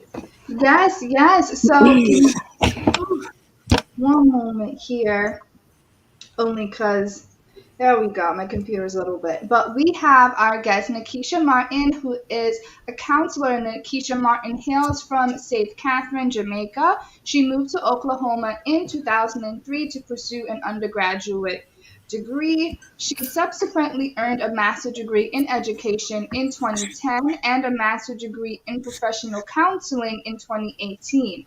Nikisha currently works as a licensed mental health therapist, currently serving in community mental health. She's worked with clients who are severely mentally ill, those who participated in the Family Drug Court program, and university students who are transitioning to adulthood. Prior to working in mental health, Nikisha lived in China, working as an EAP, English for academic purposes, teacher at Sino British University. Her overall mission in life is to help others overcome their mental and emotional struggles, recognize their identity in Christ, and identify their potential and discover the life they were born to give. Nikisha, thanks so much for coming onto our show. And we also have DeAndre Borrow in Returning the guest, yes. Hello, yes, Mr. Morrow. How returning are you? guest. Hey, how are you? Good. We are doing good. And let me give some props to DeAndre real quick. He's an NFL athlete. He grew up in San Jose, California and Oakley, California. He's a professional NFL pro. And he also says that his greater purpose in life was bigger than the NFL and is to impact the world in many ways. I choose to be a contribution to the world and God first. Awesome, awesome. And we also have with us in studio today, no stranger to the program, returning guest, and also host of Let's Talk Relationships here on UME Radio, Mondays at 9 p.m. Do check them out. His name is DJ KTE, otherwise Keith. Morning, Keith. Thank you so much for being here on our panel this morning. Glad to be here.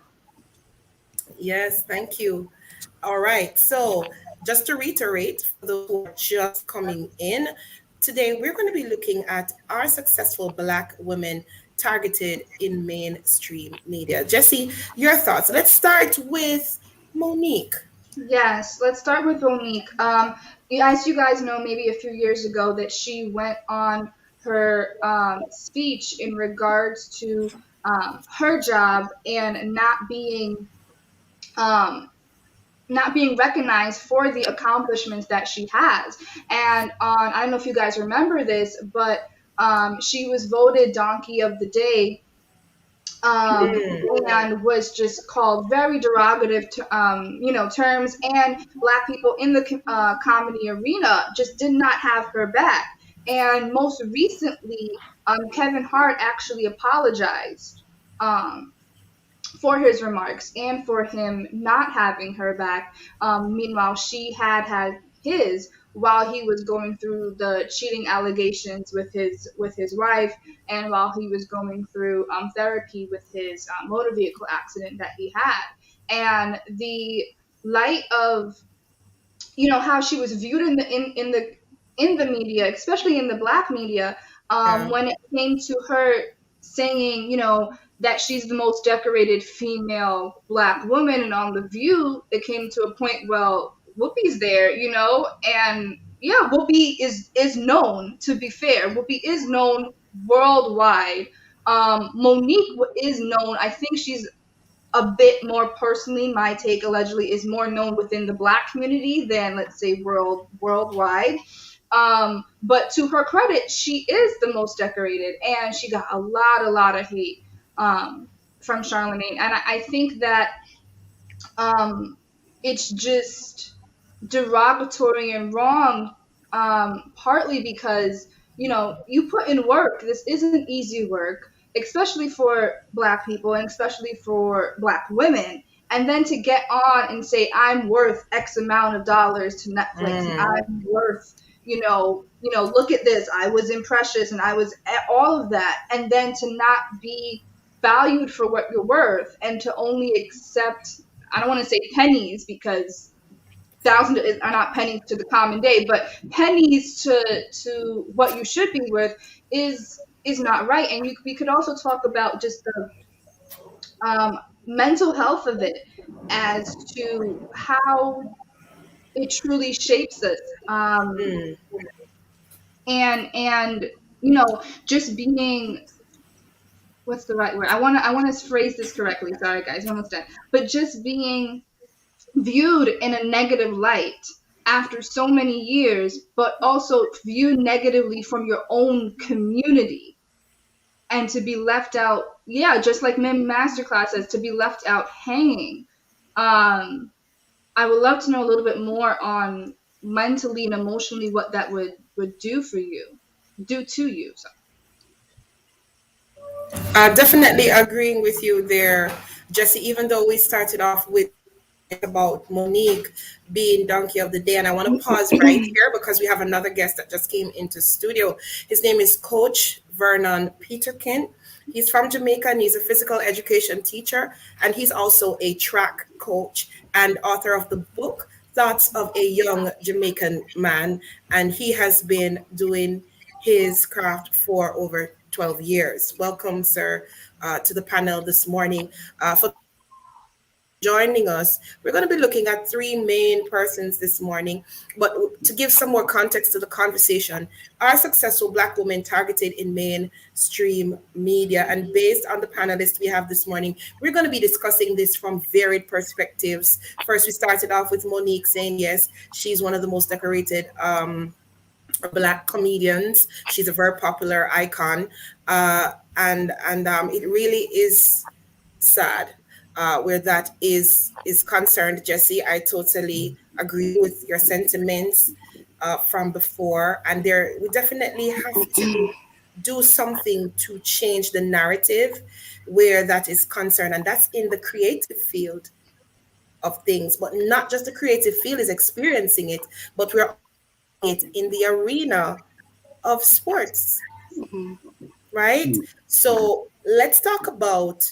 24-year-old Team USA gymnast who decided to pull out of the individual all-around vault bars and floor finals at the Tokyo Olympics due to mental health issues. And she was described as what? Jesse, she was described as... From right-wing media, I just want to clear that out because I personally have not seen it but just certain segment was describing her as a psychopath. Yes. Wow. That is sad. Definitely described as selfish and psychopath, which wow. And I'm thinking to myself, and I want to open the floor to our panelists right now as to your thoughts on women in mainstream and how they're being treated because they're saying, okay, I have a voice and I am using my voice. I want to start with Miss Martin. From a counseling perspective, how are you? Thank you so much for being here this morning. Hi, thank you for having me. Okay, share with us, what are your thoughts when you review these stories of these women? And just to say, how do you think they're being targeted? What's your thoughts? And of course, I don't want to speak specifically to any situation because I'm not fully informed on all of this. I try to stay away from social media as much as possible. But I think the fact that you become a public figure, actors, athletes, and you're in the limelight, you are going to be a target for almost everything, for those who are fans and for you, and especially for those who are against you as well. because the ones who are for you, they will publicly acknowledge what they think about you, and the ones who are against you, they will do likewise. I think, though, how we see the public, the information that is sent, and what people say about them, the public again, it's only seen through the lens of our own values. So I can make a comment like that about Monique, but it really speaks more about the person making the comment than it does about her. Please don't call. Right, because her experiences and her resume speaks for itself. However, if I was to commend her on her challenges, it would speak also to my values, which is to recognize the good in people. So I think whether and I do believe there's a lot of pressure on Black women because there are not many Black women in public figures, not many Black women who are stand-up comics or TV show hosts. And so they will seem like they are targeted even more because the population size is so small. Mm-hmm. So, yeah, I don't know if that directly answers your questions, but whatever we say, think, and how we act towards people can only be done through the lens of really how we see ourselves and what we value. Thank you so much for sharing that. Now I will turn my attention to Mr. Peterkin. As a coach, and you train both genders, right? Boy and girl, and you keep up with what's happening in the sporting arena. What are your views based on what you're seeing in the news where women are concerned? Do you think, like successful Black women, do you think that they are targeted in mainstream media? Well, I'm not the one to use race as a means to target someone or to say that is the reason why they're doing so. But what I find kind of crazy is the fact that the persons who are even say targeting them is our own. For example, Charlemagne. You know what I mean? How is it that you have a female who is young, who is trying, who is mixed, say Japanese and American? Or so where's your dad from again? Sorry, say that again. Where is your dad from? Where is Naomi. Yes, Naomi. Yes. Where's your dad from? So I think her I think it's just that her parents are Japanese and Black American. Yeah, Haiti. Right. Haiti. So yes, what I'm saying is that if you should understand anything about races and stuff, she's from two different backgrounds. So one that's challenging. So she doesn't know one where she belongs. Is she there or is she here? Plus her color for her skin. Two, she's doing well. She's beating all the top stars. She's trying. She's different. How is it that now you're going to chastise her for being different? Not all of us are thick-skinned. Not all of us like the media or the social media. So to bash her or to bash others for being different, that is so sad. And what I most dislike is the fact that you're different and they want you to be like them. That's what I can't understand. Trust me. Wow. Yes, and especially for her with the fact that in context of the virus and it being like an Asian thing, we did see in the media at one point where there was an all-out attack on Asians. Yes. But to bring it home a little bit more, I'm saying it's not just Black women that are successful, but Black men. But more often than not, we see where Black women are being highlighted and then they're being pinned for something negative, almost as if to say that they are not human and they don't have human experiences. For an athlete, yes. Let me pose this one to Lady Nakisha Martin, and not just an athlete, but for anybody in general. When a person is attacked like that, what are the processes? What happens to them, and how do they seek the kind of help they need? How do they identify? Okay, this is what's happening. Where do I need to go? Let's say they are a public figure. These persons are public figures. And we have one more person we want to look at. Share with us what that process really should look like. First of all, I do want to say that I don't think athletes are often recognized as humans.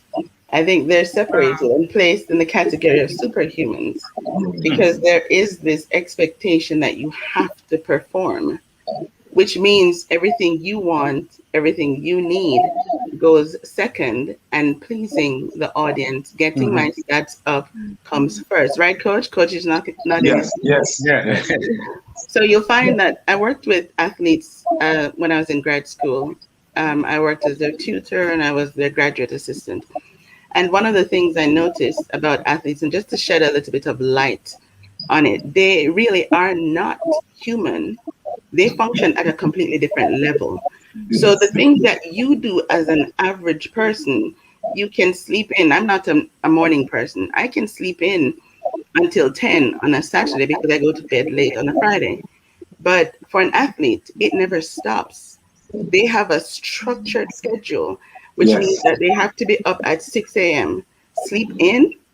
If you sleep in and you show up late, you could be off the team, which means that you may lose your scholarship, which means you may not have the chance to go to school. There is so much tied up in being an athlete. And I think sometimes as spectators, we forget that because they are humans. If you have a child and your child has a headache, you take the child to the doctor. If the child has some problems, you take the child to get counseling, right? Mental or emotional, whatever it is. But for an athlete, oh no, I'm not feeling emotionally or mentally prepared for this event. I need to step back. What? You're an athlete. You should not be doing that. You're a disgrace. And I'm thinking, yeah, but I'm first human. And so we have to remember that everything that we hear, everything that we engage in, and everything we see, it tells us three things. It tells us something about how we should see ourselves, how we should see other people, and typically how we see the world in general. And that forms the lens through which we see the world. So for Simone, or, whatever attacks she was coming under, and my mother was personally disturbed by it because she has children.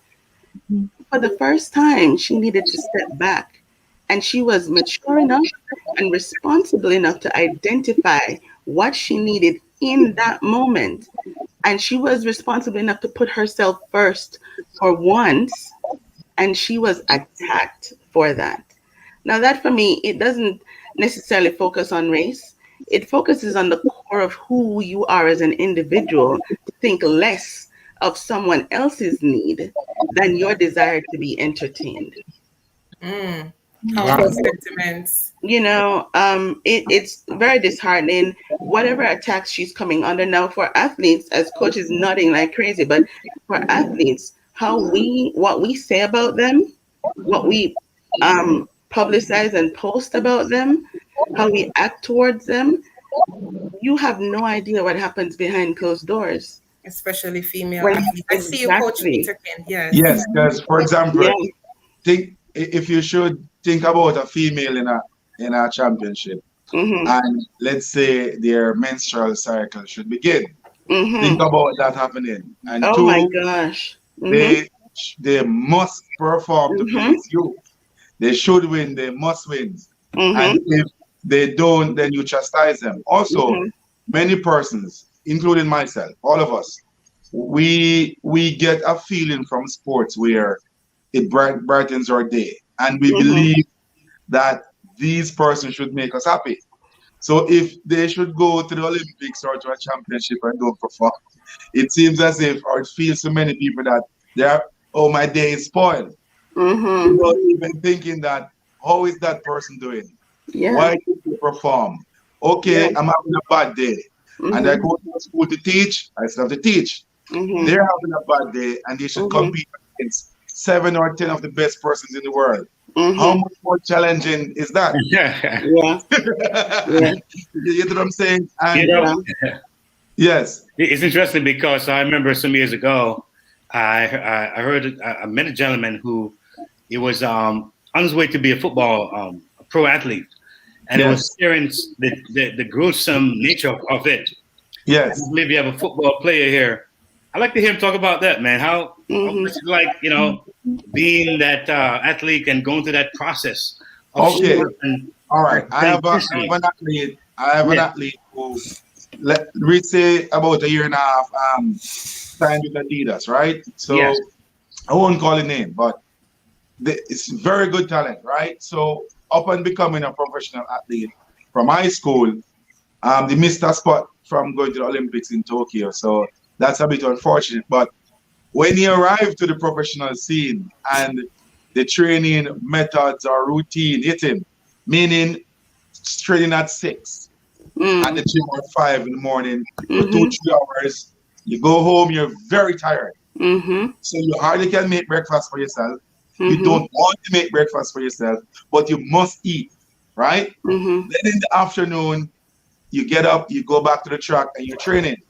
After about 4 days, the athlete called me and said, "Coach, I'm not sure I want to be a professional anymore." But I say it because this is actually geared towards women, and we know that as blacks, we are disenfranchised in all areas, whether it's in the medical field, whether it's in the sports world, in the entertainment world, we are disenfranchised, and even more so women. So it is a very tough road. I thought about Monique and her trials. I also wonder when I think about what the guest Charlemagne did. It shows that we are disconnected as blacks. We don't see the long vision of how we should approach. How we saw interconnected and interwoven. So each person within the area of sphere of influence may not realize how powerful and how damaging it can be when we as blacks are not connected with what we say, having a platform. So I think it shows us that we need to really get together as far as understanding the role and how we can affect it significantly in the how we deal with address these issues with women who are facing these kind of I would say hardships and attacks, because it is real. It is really real. Thank you so much. Let me just, before we continue, this is a very, very, I love this conversation. Welcome back, Mr. Borrell, and we'll get to you in just a minute, because I want to hear your perspective as a NFL pro, and how you see women being viewed in sports, because you're also a trainer. But Jesse, we have the comments section is going off. Can we just go over there and just share some of the things that's happening? Yes. So real quick, guys. So we have some comments that says, I know, we have Easton Meyer. It says, excellent observation, coach. I know that this Olympics Games, I wanted it to be for myself a tearful Biles in regards to Simone Biles, said afterwards, I came here and I felt like I was doing it for other people. So that just hurts my heart. So that just hurts my heart. We also have, some of the comments are kind of cut off for a little bit, but we also have one. This is in regards. Let me help you, Jesse. Hello, everyone. I'm Coach Racquel, and just joining to put some perspective to the conversation. So if I just may assist by going back a little when we introduced the topic. So Monique, there are 3 Black women that we're looking at who have really been lashed in the media, whether we acknowledge them for it or not, but we've seen it happen. So it's not really guessing, because it is happening. And so that's why we're having the conversation. Jesse, that comment you're reading is one comment. It was just split. So what Simone Biles was saying, I know that this Olympic Games, I wanted it to be for myself. A tearful Biles said afterward, I came here and I felt like I was still doing it for other people. So that just hurts my heart, that doing what I love has been kind of taken away from me to please other people. And that's from the Daily Beast. And also we spoke about Monique, and it was a case in which she some weeks before, she had a skit where she said some things to addressing Tyler Perry, Oprah, and Lee Daniels and Lionsgate, where she said they should, if she had a male organ, then they should put their lips there. Right. So she said that in her comedy. And then it was after that she started having an issue with Netflix. Now, we're not here to necessarily address the particular issues they spoke of, but if we're able to look at how it has been addressed, and as a community, speak our own thoughts on it, no matter what those thoughts are, whether we agree, disagree, we think, but if we are not able to even just say this, like I don't even know why I'm feeling emotional. Like I feel abused, that it's not towards me directly, but I feel as though as soon as people of color, and it does not just happen to persons who are in the public eye. It happens to in the boardroom because it happened to me. It's just that not everyone is seeing what's happening to me. It happens in our homes. It happens in our community, where when we see each other thriving or succeeding, what is it that prevents us from one? Gosh, I don't even know why I feel like I'm tearing up, like, as I'm listening to the conversation. And I have some questions of my own, like, what is it makes it so difficult that it's hard for us to defend each other, but it's easy for us to call out the flaws? Like, what makes it so easy for me to say, go ahead. Yeah. If I could say this, what I dislike the most is the persons who build themselves upon the destruction of another. So that is what I dislike, right? Commenting on someone's behavior is okay, but trying to build yourself upon destructing them, that's what I don't like. So, for example, the donkey of the day, because she have reviews, have her situations that you know nothing about, and you want to chastise her publicly so harshly to get your views or your recognition. And the byproduct of that is that you're going to depress money, and she's going to be looking at you like, hey, you look like me. Hey, aren't we some form of, you know what I mean? Can I add to that? I think in general, I mean, there are two things. In general, every single behavior, Charlemagne's and Monique's, and Simone's and the public towards her, every behavior makes sense when you think about the context. We don't have all of the context. You know, like the sister who just came on said, you know, Simone has a job, that's her job. And it's sad that what she does, what she loves, is her job. And unfortunately, it became a chore for her this time. And it was hard for her to reconcile that with doing what I love. And I really hope she's getting the help she needed. But I also commend her for making that step of doing what she needed for herself in that moment. The other thing is, society has taught us, it has taught us that whatever we see things and we expect things and we act towards people based on what we avoid, what we allow, and what we refuse to confront. And I think the people who are in influential positions, whether you're in the boardroom or you're a coach or whatever it is, a lot more of those people need to come out and actually say how these things are affecting people. Now, with the situation with Monique, you know, they see things through the eyes of entertainment. And unfortunately, you know, whatever comment she made provoked another comment, and it never stops. And so when you engage in certain behaviors, you're putting yourself in a position to be targeted whenever and however, if that is what you also dish out. So perspective is everything. Seeing things through the eyes of your own lens does not help me to understand how you see it, because I'm not wearing your glasses. I've not had your experiences. And personally, I don't know what other history she has with Charlemagne coming into this situation. So there's a lot we're missing, but there's only some that we're seeing. And if we go to it from beyond the racial boundaries to recognizing that people are human, there's none different outside. If you cut beyond my skin, whether I'm black, white, Asian, or whatever, you'll see the same organs, same veins, same everything. And unfortunately, with the targeting people of color, Black people, history has taught us to perform. History has taught us that unless we do, we are not, or we will not be. And so a lot of the targeting that comes, with Black people, it's a lot of how we've always been seen. Nothing has changed. Yes, that is true. And even among ourselves, when you think about it, from being on the plantation, how slaves behaved on plantations, how we treat each other now, how is it different? And how we position ourselves too. Exactly. Also how we present ourselves. And I understand. Okay, for example, I think for me, one of the biggest challenges is not even so much that people are saying things.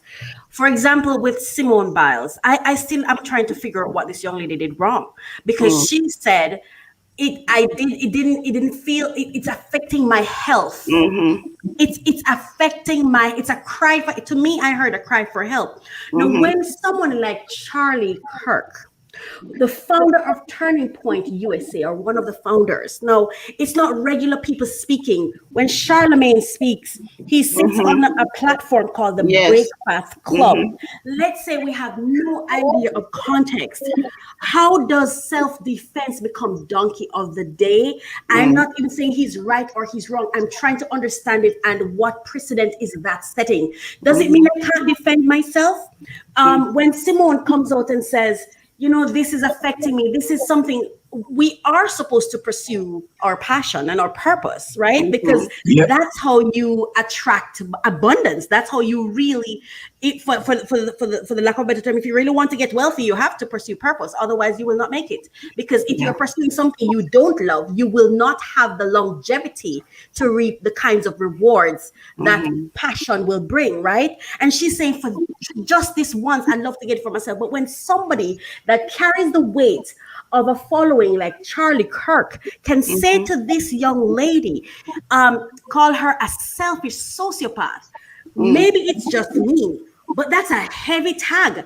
And yet, when you have white men who are mass murderers, we hear that they have illnesses and they have what are we doing here? And I would love to hear from DeAndre, because we haven't heard from him since he's been on. I'm going to stop. And also the males, because help us women understand. And then the lack of support. That's what, when Kevin came on, you know how Kevin actually came on?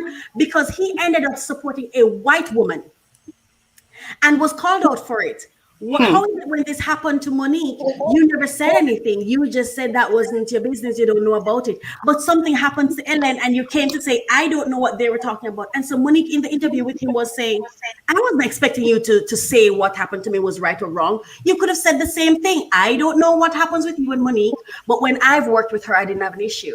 That sometimes is all that needs to be said. And I respect him again when he said, you know what? I apologize for that. And even when he did it with a dig still, it was still, if the ego was still there. Like, men, help me understand, like, what is it that prevents us from standing up for our Black women or in our community? And I'm not talking about agreement. I'm talking about supporting in addressing or in talking about. I don't mean you have to agree with them or with whatever they're saying. So, and Yes, let's start with DeAndre. What are your thoughts? Thank you, Coach. I mean, just as an athlete, like playing sports, it's just a lot of work that you do. So, I mean, Simone Biles probably been doing gymnastics since she was a kid. You know what I mean? Yeah. And think about how many voices you hear telling you you can do this, you can do this, you can do this a little bit better. And she's not hearing her own voice while she's training. She's not hearing her own voice when she's relaxing. She's hearing about what everybody else is saying, what she should do, what she can't do, what would be best for her. And she hadn't even had time to process her own thoughts. So going into the Olympics, I mean, sometimes you need a break.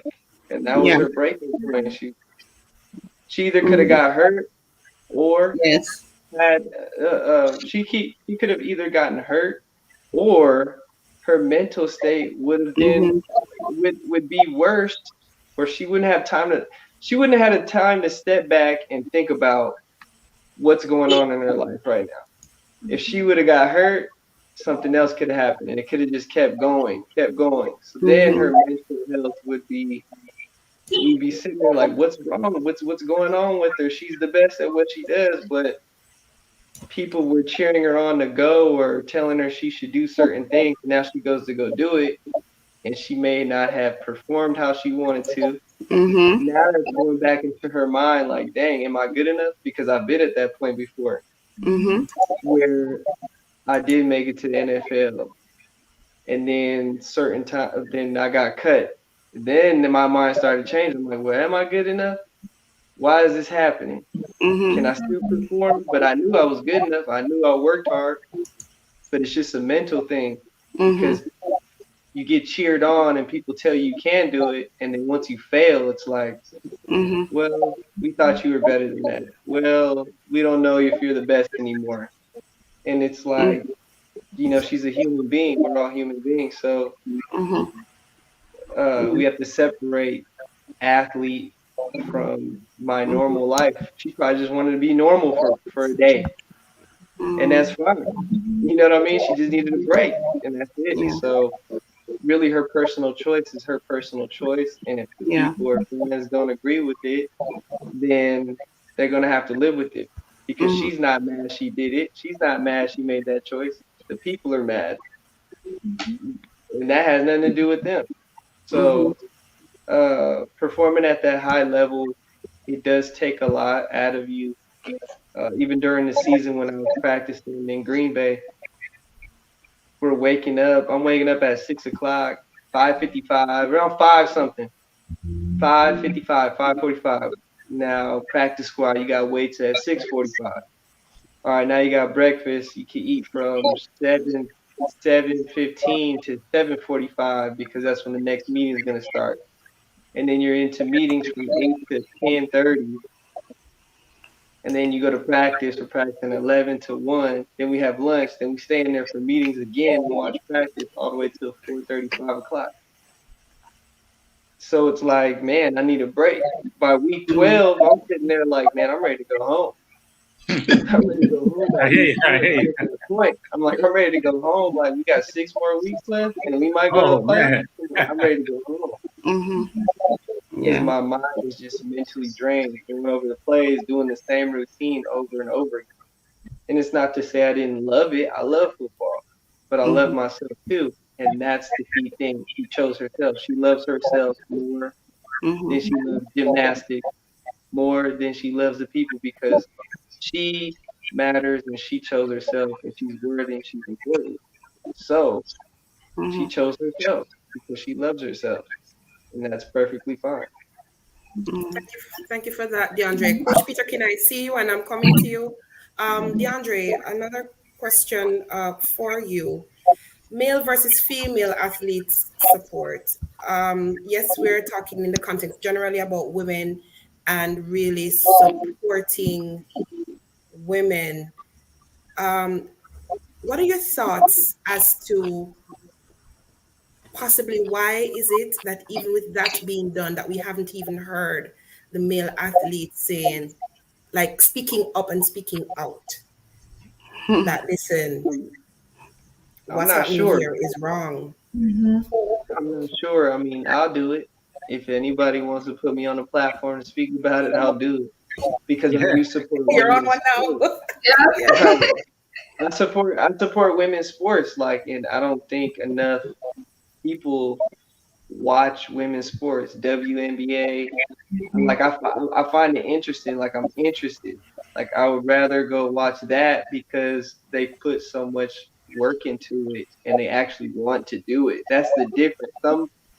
From my experience, some male athletes, depending on sport, it's like, do you love this? Do you really want to do this?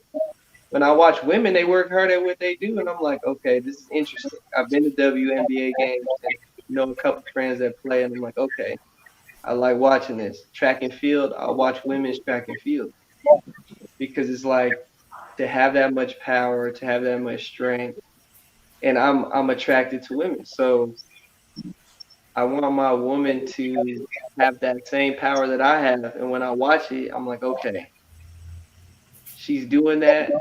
She's running around the track. She's running the 400. She's pushing through that pain. And it just shows like how much they can endure, how much women can endure and really put past that pain.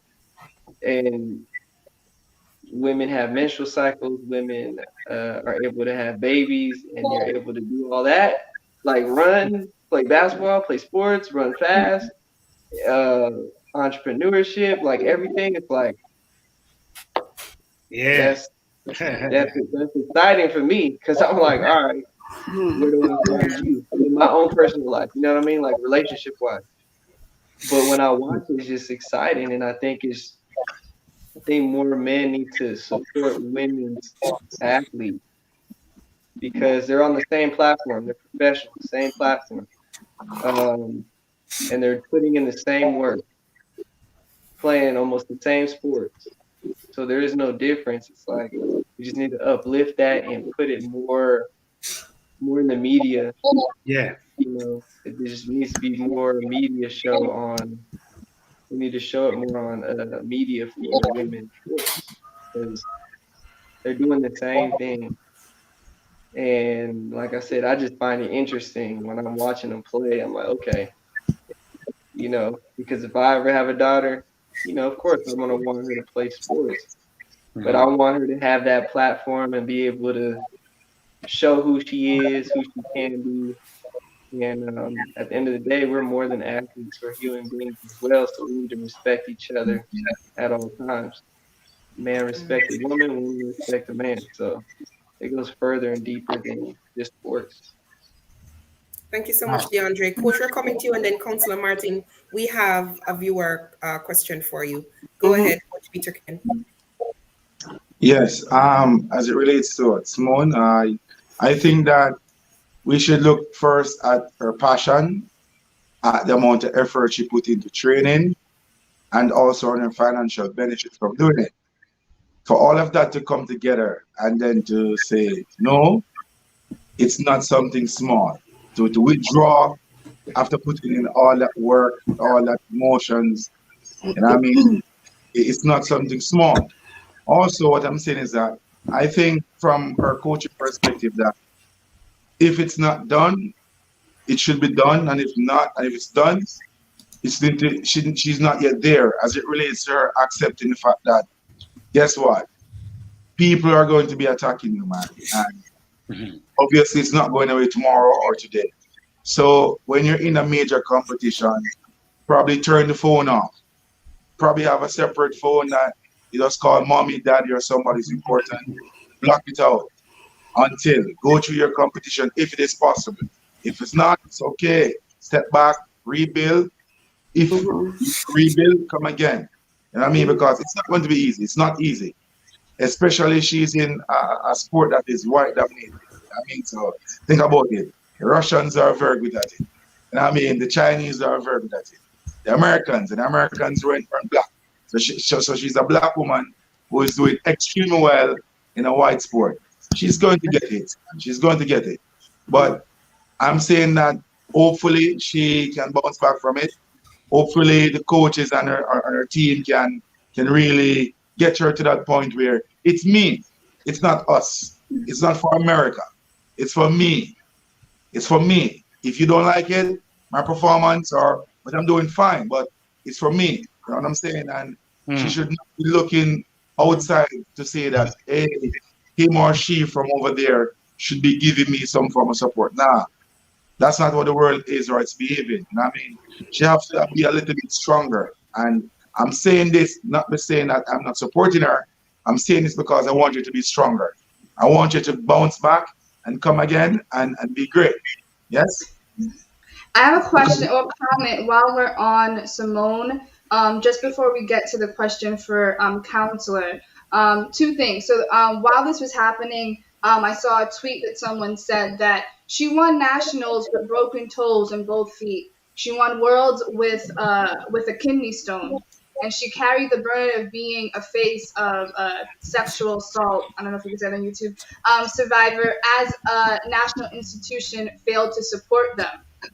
And I think it was earlier this week or last week, where she actually did go on to do the balance beam and win bronze for that, despite having her moment of taking that mental break for it. And like DeAndre said, as an athlete, one of my best friends who did gymnastics from the ages as a kid, they normally start really small, and she stopped in high school.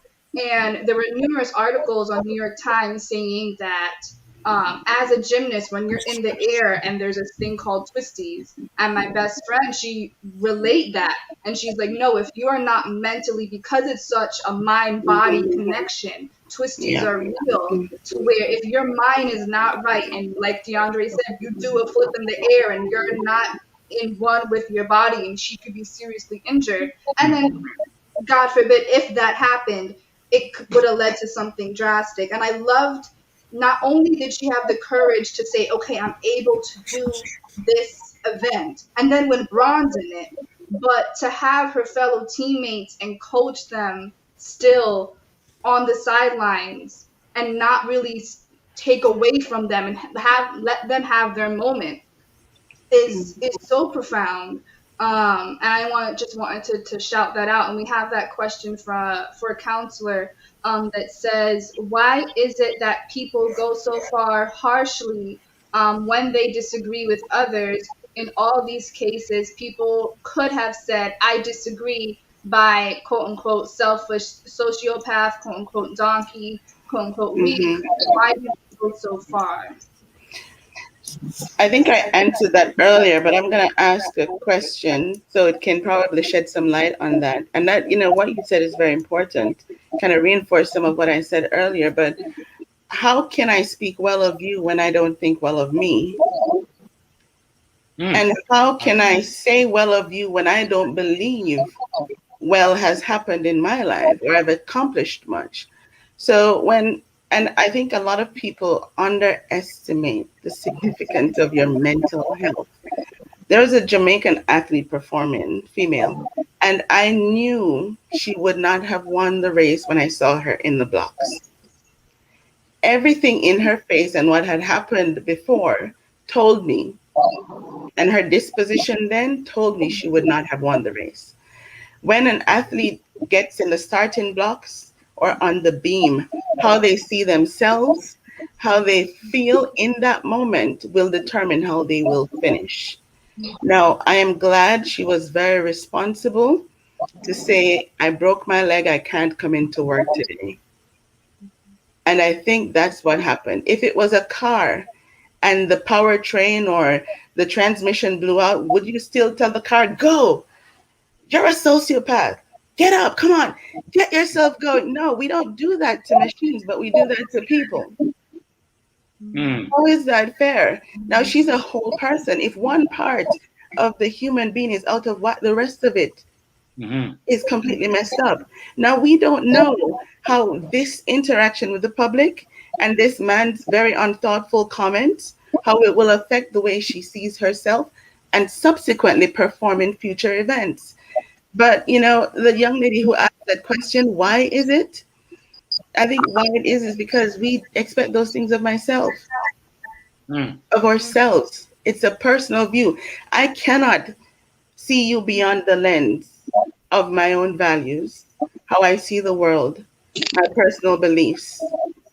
Everything I see, how I respond, how I act towards people are through the lens of who I believe in, which is God, and how I see myself as a Christian.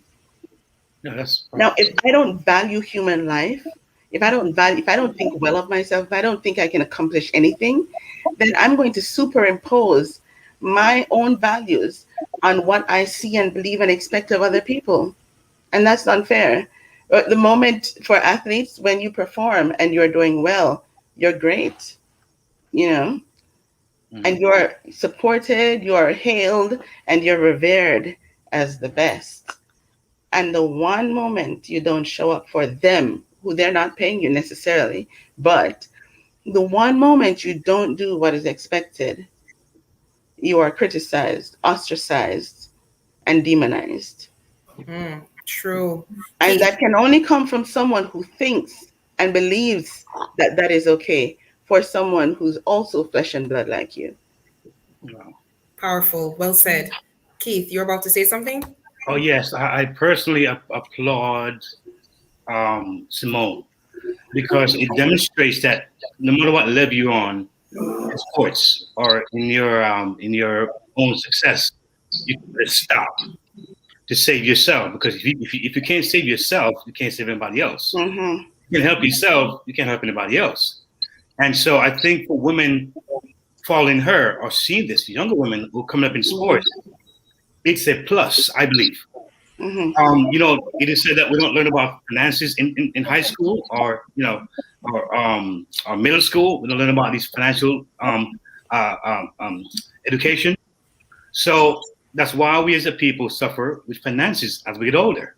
So I think they should consider putting in place real systems as you're training as an athlete from young, how to think, how to understand the nature of the business, what the expectations are, what people are demanding of you, because it's a double-edged sword. It's like the reality is that you're a human being, but the sport said you're not. The piece said you're not. Now, how do you navigate yourself in that kind of arena? Because it demands of you press and talking and release and being a public figure and cameras and lights. So a lot of people, they have a talent, they get on board, but don't understand the nature of what they were getting into. So Can I ask you a question though? Yes. If she had broken her leg, would they still have expected her to get on the beam? Some probably would. That's how crazy it is. If she had a head injury or a hamstring pull, would they have expected her to get up there and perform? Mental health is no different from physical health. There you go. Equally prevents us from performing. Exactly. No disrespect, Panel. All sports people are galacticos. They are what you call sports was created from soldiers having nothing to do after war. If there was no war for 1 to 2 to 3 years, the soldiers were bored. So that's how the games came about. So the games are, what do you call it? They are not. We can't see them as human beings. And if 5 of us do, 10 million won, right? So they are what we call the best of us, the best of the rest of us. So whatever their performances are, the results are how we feel about them differently, because they're like the best of us. That's how people view them. But herein lies the problem. The fact that you don't see them as humans when they are. The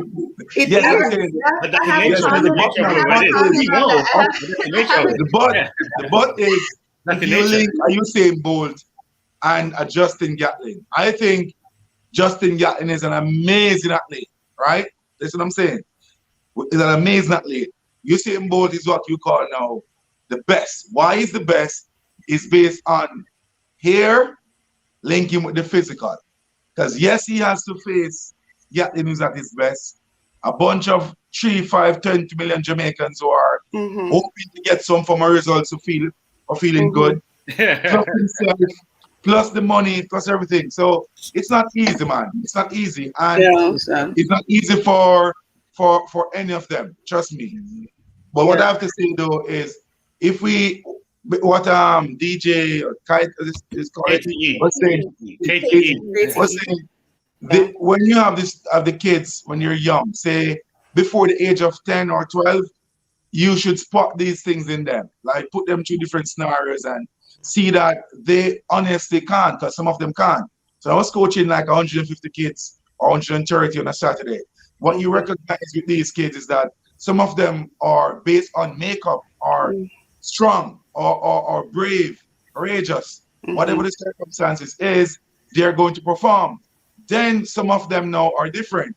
Let's say father, daddyless, mommyless, both of them not present. These things do affect them. So when they grow to say age 13 to a 19, if you spot it and then you try to fix it, hopefully between that age, then when they reach the professional arena, it hopefully can be different. But honestly, there are 3 different types of athletes, right? So one all athletes are very good physically.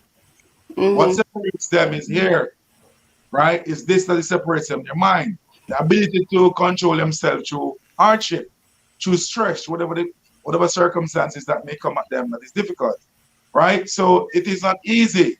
But what makes them different is the ability to control the stress. All of them out there are facing severe stress. The winner, the loser, the person who went to the Olympics and didn't leave the heats. Those who didn't make their national teams, right? Those who made the semifinal. Those who, imagine the person who came fourth at the Olympics. Fourth, not the one who came fifth. Fourth, your 3 medals, gold, silver, and bronze, and you're fourth. So what I'm saying is that it's not easy, but we as a people should understand that it's not easy. And when someone don't perform or choose not to be a part of the competition for whatever reason, you have to cut them some slack, because one, plenty work went in. It's not something that you get up and you just go down to the track or to the gym and you're the best. No. Plenty work went in. There must be high level passion for you to go to the Olympics, right? Then you're getting paid to do it, so it's your livelihood. So for you to get up and say, "Hey, I can't manage, man," it's gotta be real. It's gotta be real. Yeah. I have a comment. Do we have time? Do we have more time? We are literally out of time. We are gonna listen, panelists. We would love to have you back, because we started with women and now we're on a whole other plane that is so interesting. We want to have you back to have this part 2 to this discussion. 11 o'clock in the eye where we are. It's time to go. So before we go, we have questions in the comments. Let's see if we can get those and then we wrap up. What's the question, Jessie? Okay, let me just go back through. Okay, we did. Okay, thank you guys. How do we navigate this though when many use their gifts to overcome poverty and gain access to abundance or success or wealth, freedom, and to provide for their families? What is this here? How do we navigate? I think it's a negative comment. And if I can chime in on that, I think the coach drew an example. He used Simone Biles versus Usain Bolt. How you see yourselves, where you find your inherent value. That's what makes a distinction. And I think when athletes are training, they have to find worth in more than what they do. Otherwise, they have to see worth in who they are as individuals. Otherwise, the moment their athletic abilities are no longer able to earn or work for them, then everything goes downhill. But if I realize, like you're saying, when Usain Bolt realized that he was no longer running, or when he came third in that race, it never changed how he saw himself. Yeah. Well, at least he didn't demonstrate that publicly. But when you're no longer able to perform, you still have to believe that there's something still very good about me. And that's not who I am. That's not all I am. That's just one part of who I am. One quick question, if you mind me asking. If I could ask Mr. DeAndre, I know you play with the Green Bay Packers. What would you say was some of your pluses as far as being reinforced with the right kind of information to mentally prepare you for because I know it's got to be grueling, had to be grueling in that kind of arena. How did you speak to that part of the support you had? Yeah, and really more of that. Say that one more time. That last word. Yeah. How would you address the idea of the support, mental support that you had gotten being in such a grueling sport and being a part of the Green Bay Packers? How would you address the support? Can I ask you, do you mean like how did he not see himself as a loser if he lost a game? You're right. And how would the support system around him, that what he got information-wise, mentally to maintain that strength mentally? I mean, really, I was just believing in myself. I mean, there are a few friends that I did have that had my back, support, but I just kept believing in myself. It was like, well, I know I can do this. Okay. I know it's going to be challenging, but if I made it here, why can I play? Why can I not? I mean, I can start. I can be that guy. I can do this, and that's what God intended me to be. So I just always believed that, and like, I mean, it was a challenge, but it's like I got to keep going. Yeah. Or I choose to keep going, right? After a while, it's like I got to do this. But we don't have to do anything. It's really a choice. So just me in general, I mean, I believed in myself. Like I knew I could go to the NFL since I was a kid. I knew I'd be able to make it. I knew that I would go Division I playing football. Like it was just my belief. Really, what it comes down to is just I know God wanted me to stick to obedience. Yeah. And then again, I'm more than the NFL. I'm bigger than the NFL because without DeAndre, they don't have me.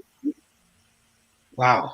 Without me playing, without anybody running track or playing sports, there is no sport. So you guys need us to be able to have this go. So we have more value than the company. Because if we say we don't want to do this anymore, well, what do you have? Yeah. Not everybody's replaceable. People think people are replaceable and they're not. You're not going to get another Usain Bolt. You're not going to get another Allison Felix. You're not going to get another Simone Biles. So that's the value that we have. So it is important for mental health for all athletes to know their value because that's what I like. Counselor said, say your name again. Nikisha. Like Nikisha said, just knowing your worth and I don't even know my train of thought about what you said, but it's just knowing your value. Yeah. And seeing you're more than the sport and understanding like I'm doing this to play or to run because I love it. Something has to come with it because I know my value. You can't just say go play football, DeAndre, and we're not going to pay you. No, it got to be worth my time. It got to be worth DeAndre. How do I see myself? Yes. Because I see myself as high value. Well, then if I'm going to play, then write this contract. Yeah. You know, this has to come with it. You don't just get DeAndre to use me up and then say, we're done with you. We don't want you. No. Because at the end of the day, I have to live my life as well. And I have to see myself for who I am. And because I am valuable, well, you're going to miss out on DeAndre. You didn't think I was good enough? Well, guess what? DeAndre knows he's good enough. Love it. It doesn't matter what you believe. It matters what I believe. Because at the end of the day, this is who God made me to be. So my value was higher than the NFL. That's why I'm doing what I'm doing now. Well said. Love it. If you don't mind, can I make a general comment? I think a lot of our responses and reactions to the athletes' performances and even the media, it's derived, well, a lot of those come from our minds. And over the years, as people, we develop what we call survival skills. And they end up forming a part of how we see the world. And I guess in therapy, we'd call it cognitive distortions or twisted thinking. And so what we do with those thinking, those thought patterns is we apply them to not just our lives, but to others. You're either performing well or you're not. You know, so it's all or nothing, you know, or in some people's case, they get very defensive or they use sarcasm as a way of defending themselves. These survival skills somehow helped us to survive, but was not necessarily functional or it wasn't healthy. And because we've not done anything to change it and we've not gotten help to change it growing up, we carry them into adulthood. We superimpose them on other principles and other values because we think that's helped us so far, so why not? And we see it in the media, we see it when people criticize other people. In Simone's case, it was all or nothing. In Charlemagne's case, I'm going to tear her down. You know, that's defensive. That's being defensive. It's a defense mechanism. And so, you know, people learn to survive that way. And in their case, because they're both, what do you call it? what is Charlemagne? I don't even know. But Media personality. Yeah. And Monique, she's a comedian, she's a talk show host. And so he's gonna tear her down because something she said hurt him. And he's reverting to his way of learning to survive. Okay. This was what I did growing up. This was what I saw happening. You hit me, I'm gonna hit you hard. Doesn't matter if you're female, male, or whatever. He's gonna tear you down. And that's what we do as people. Now, what we have to do is stop and ask ourselves questions. What about this makes sense? Roles reverse. If that was my child or my sister or my daughter, sorry, I said that, would I still do and respond the same way? Would I do the same thing? Oh. You know, and as athletes, for the athletes, when they get out there on the track and they're thinking, man, I'm going to either win this race. If I don't win, I can't go home. Really? So you're either the fourth fastest in the world or you're nothing. Two extremes. Right. So if you don't come first, you're like one of the 8 fastest people in the world.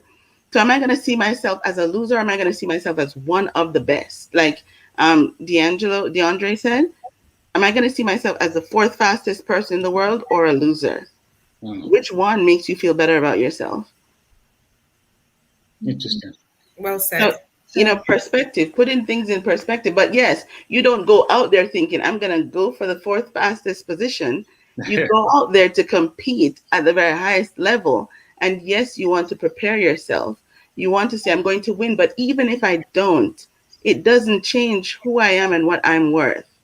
I'll just try again better next time. Yeah. I know what not to do. I know what messed me up. So I know what to change. Versus, oh, I'm nothing. I'm worthless. I came 4th and not try again. So what you tell yourself in that moment will determine how you function from that moment. Right. No. It's like, don't discredit all the work that you put in. Just because you didn't get the result that you wanted, you can still always work to the result. It may not have happened at that moment, but you can still always get it.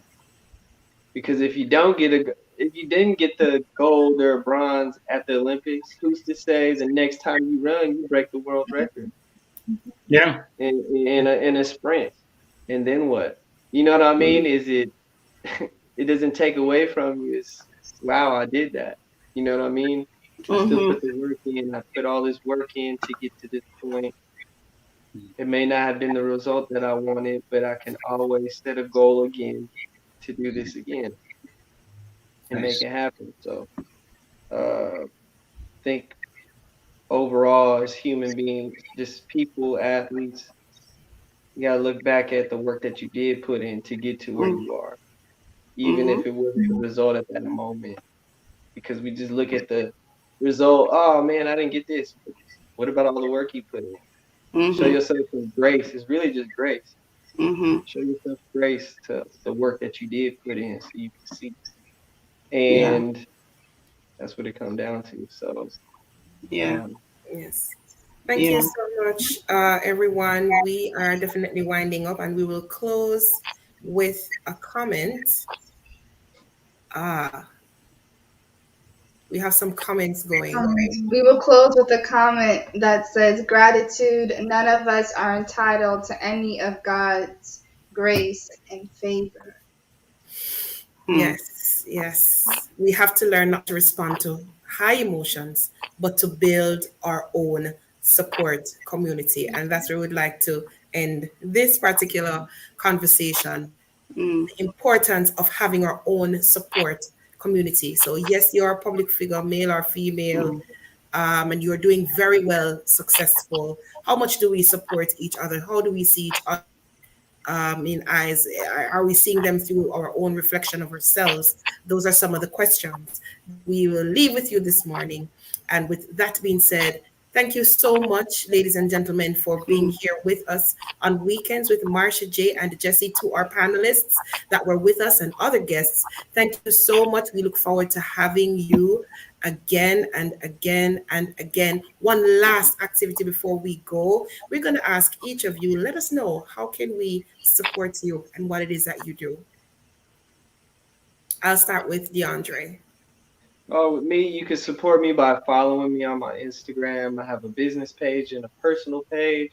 So my personal page is DIONDRE, last name Borel, BOREL, all one word. And then my business page is CRAELITE_, and that's the Sports Performance Health and Wellness business page.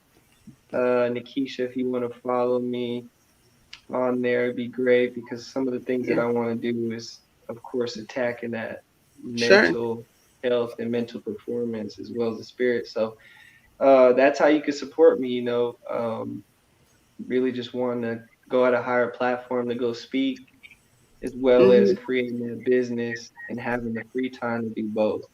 So if I need to travel to go speak and, the gym's running with other people, other trainers there, that's perfectly fine, because it's not just DeAndre's gym. Like, this is a team. Right? Yeah. So if I'm playing for the Packers, it's a team. So if this is my business, it's a team. Like, it can't just be DeAndre, because then I'm going to be selfish. And then I won't be able to expand and grow in the areas that I need. So just support in all areas, whether it's liking something, reposting, words of encouragement. That's what I can get from y'all. Just like everybody needs words of encouragement. So we're all a team. We're all being leaders in this point of our lives, because we're on this call. So that's how we can support each other and how you can support me. Thank you for that. Lady Nakisha?